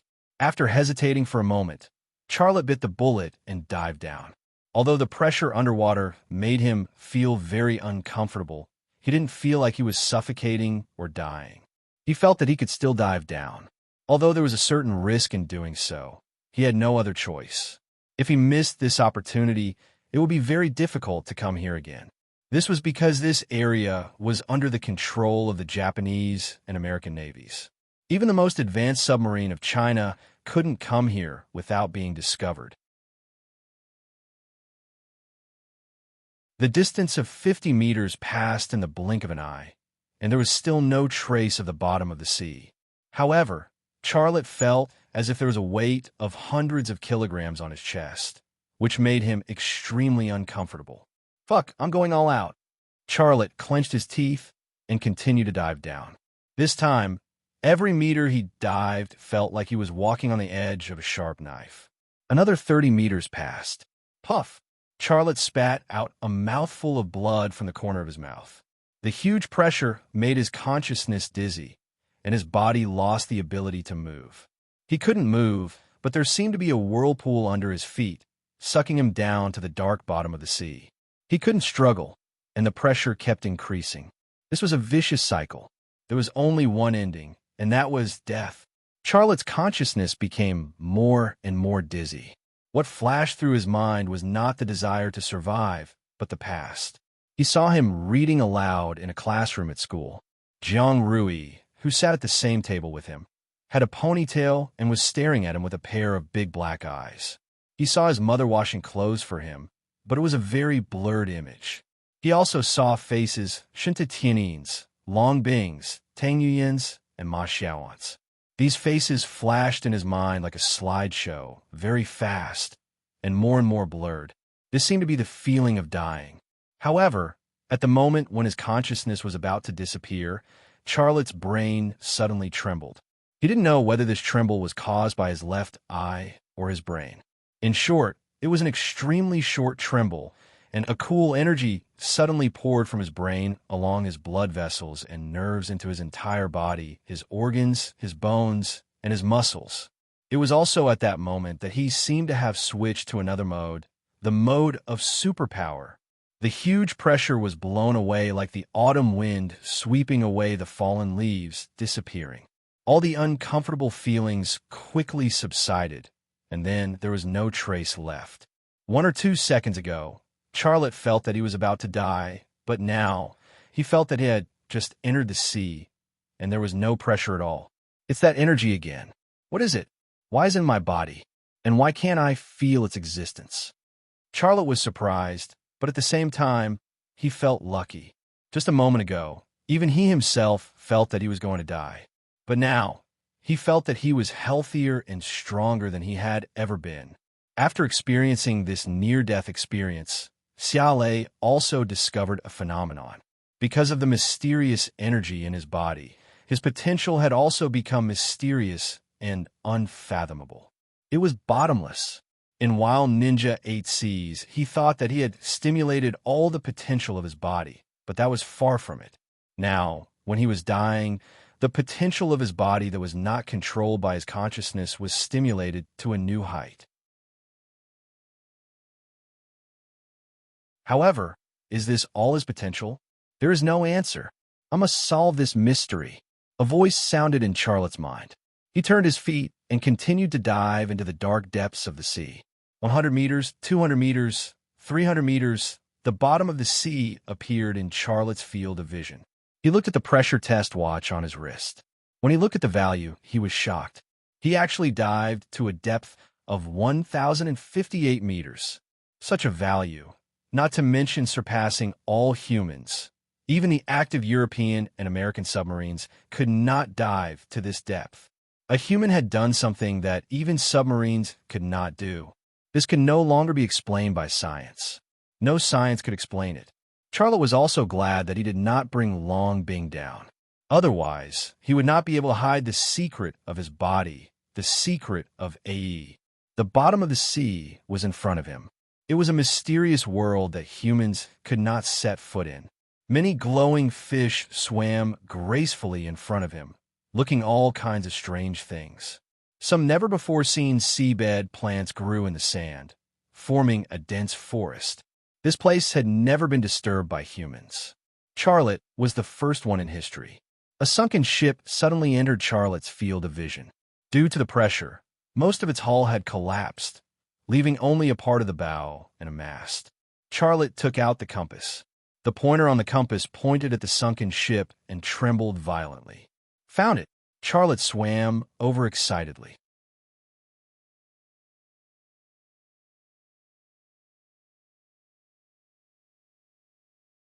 Chapter 532. The shipwreck was covered with seaweed and kelp, and the incomplete cabin had become the home of deep-sea fish.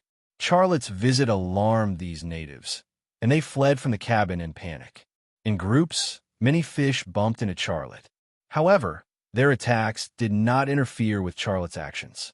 He climbed onto the deck and found a pile of bones under the mast that was isolated in the sea. There were some metal objects next to the bones, and after a closer look, Charlotte found that they were part of the armor. Then, he found a saber under the bones. He wiped off the sand and seaweed on the saber and saw a few Chinese characters. Embroidered uniform guard. This was evidence that this shipwreck was a Great Ming warship. It was likely that it was the Great Ming's treasure ship that led the world at that time. Ryukyu was once a vassal state of the Great Ming, so it was normal for a Great Ming warship to appear here. However, he did not know what caused the shipwreck. Charlotte left the bow deck and used his hands to force open the dense seaweed and entered the collapsed hull. In the collapsed hull, Charlotte found many bones, as well as relatively well-preserved armor and weapons. These bones and items lay quietly in the sea, sleeping in this dark world for hundreds of years. Seeing them, it was as if he had traveled through time and returned to the Ming dynasty. Charlotte couldn't help but draw such a picture in his mind. A Great Ming warship braved the wind and waves, carrying the Great Ming Emperor's decree to Ryukyu. On the warship, there were tall and mighty generals, fair-skinned factory officials, heroic and valiant Great Ming embroidered uniform guards, and perhaps women, all gorgeously dressed. These people chatted and laughed as they went about their own business, completely unaware that misfortune was approaching them. Suddenly, a monstrous wave struck. These scenes were so clear and vivid that Charlotte even had a feeling that he was also on this Great Ming warship at that time. He had seen these people with his own eyes, so every face was so realistic and friendly. Charlotte shook his head vigorously. What's wrong with me? How can my brain draw such a picture? How strange. Why do I have such a familiar feeling? Without knowing why, Charlotte suddenly remembered the words that Princess Yongmei often said, "I have been waiting for you for a long time." Thinking of Princess Yongmei's mantra, Charlotte couldn't help but smile bitterly. What am I thinking? I'm from a different era from these people. How could I have any relationship with them? In this world, there is definitely no such thing as transmigration. If there is, it must be in a boring novel. It was very difficult to move in the collapsed hull. Charlotte had to move several pieces of wood for every meter he moved. Sometimes he even had to crawl through the gaps between the pieces of wood like a dog. It wasn't until 20 minutes later that he finally approached his final destination. It was a rather well-preserved cabin. The cabin door was locked, But after being soaked in seawater for hundreds of years, the sea salt had long corroded the lock. Charlotte didn't even need to use much strength to tear open the lock. He pushed open the door and entered the cabin. This cabin wasn't a cargo hold. It was a cabin for people to live in. There was a wooden bed in the cabin. It didn't collapse. There were even sheets and quilts on the bed. They were all very intact, as if they were new. However, this wasn't what surprised Charlotte the most. What surprised him the most was the woman lying on the bed. She was dressed in gorgeous clothes, noble and dignified. Not only did she have an amazing beauty, but she also had a sexy figure that made people's hearts beat faster. She was not someone else. She was Princess Yongmei, Zhu Xianhua. When he saw Princess Yongmei's face, Xia Lei felt as if his head had been smashed by a large hammer. Even his thoughts stopped, and his mind went blank. He knew better than anyone that Princess Yongmei died in Afghanistan's White Horse Tomorrow City. He personally dug up her grave, opened her jade coffin, and took away the ancient alloy. He also saw her body immortalized in front of him and turned into a pile of powder. But now, she actually crossed thousands of miles and appeared in the cabin of this sunken ship. What's going on?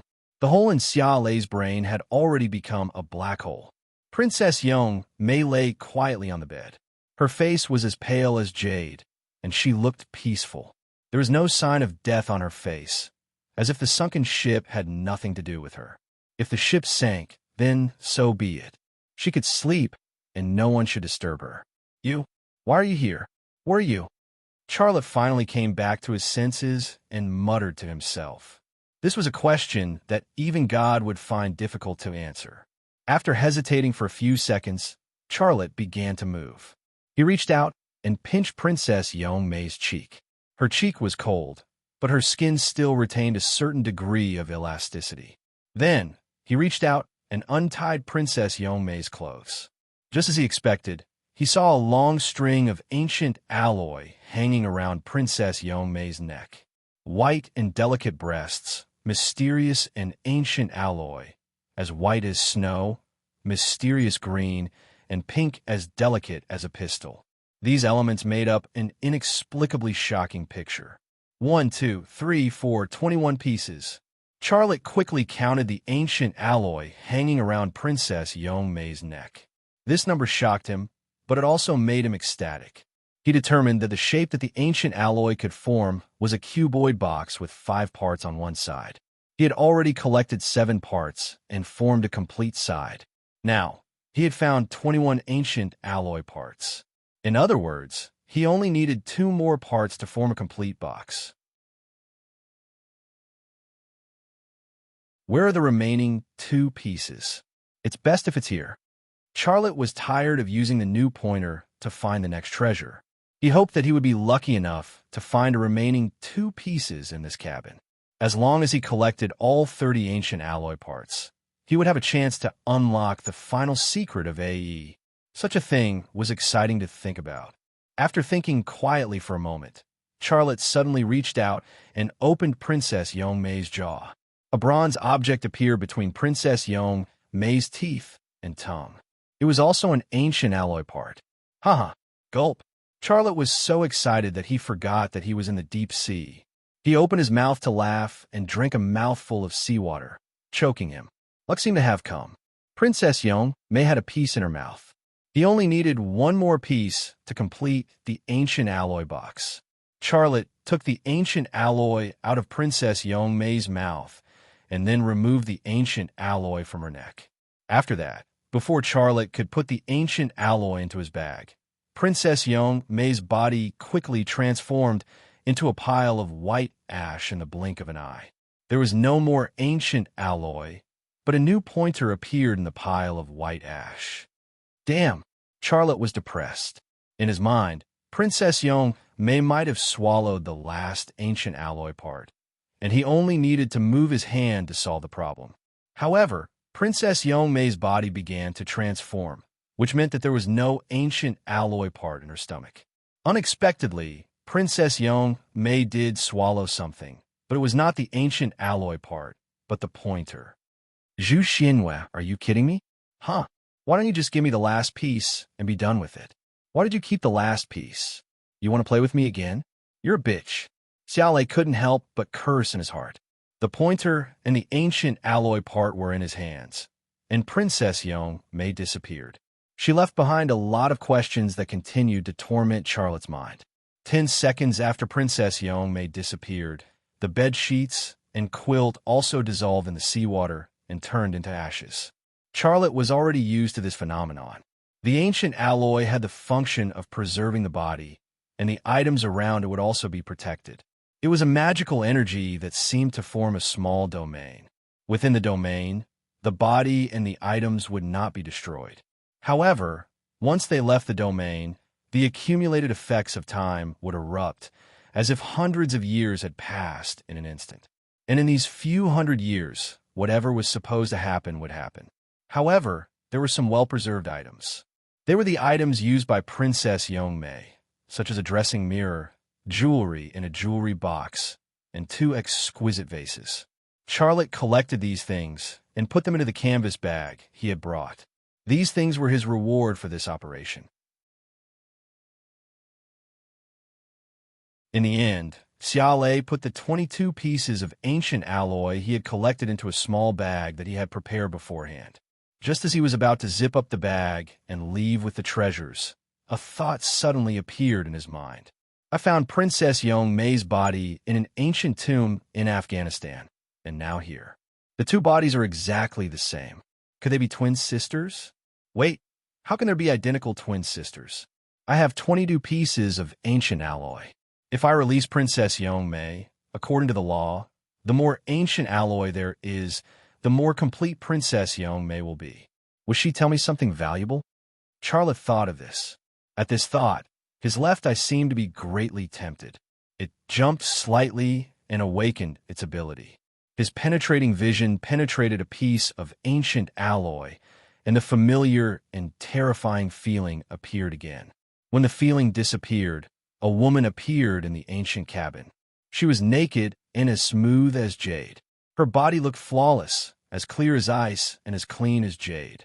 She was still beautiful, noble, and dignified. Princess Yong Mei appeared again, but this time, she was no longer gentle and pleasant. As soon as she appeared, she immediately shouted at Charlotte, "Bastard! You promised me that you wouldn't lock me up again, but you still did it." Charlotte opened his mouth to speak, but as soon as he opened it, a mouthful of seawater poured into his mouth. He then realized that he had made a very basic mistake. This was clearly not a place for him to talk to Princess Yong Mei. "I hate you. I hate you." Princess Yong Mei slapped Charlotte's cheek. Charlotte's gaze suddenly moved to a piece of ancient alloy and saw through it. Princess Yong Mei disappeared into the cabin. Charlotte smiled bitterly and shook his head, then left the cabin. A new conversation was necessary, but he would look for an open and deserted place. This was also necessary because this time Princess Yong Mei was very aggressive. You're tuning in to the Warrior Lore YouTube channel. Don't forget to subscribe and join us on this journey to catch the most captivating stories.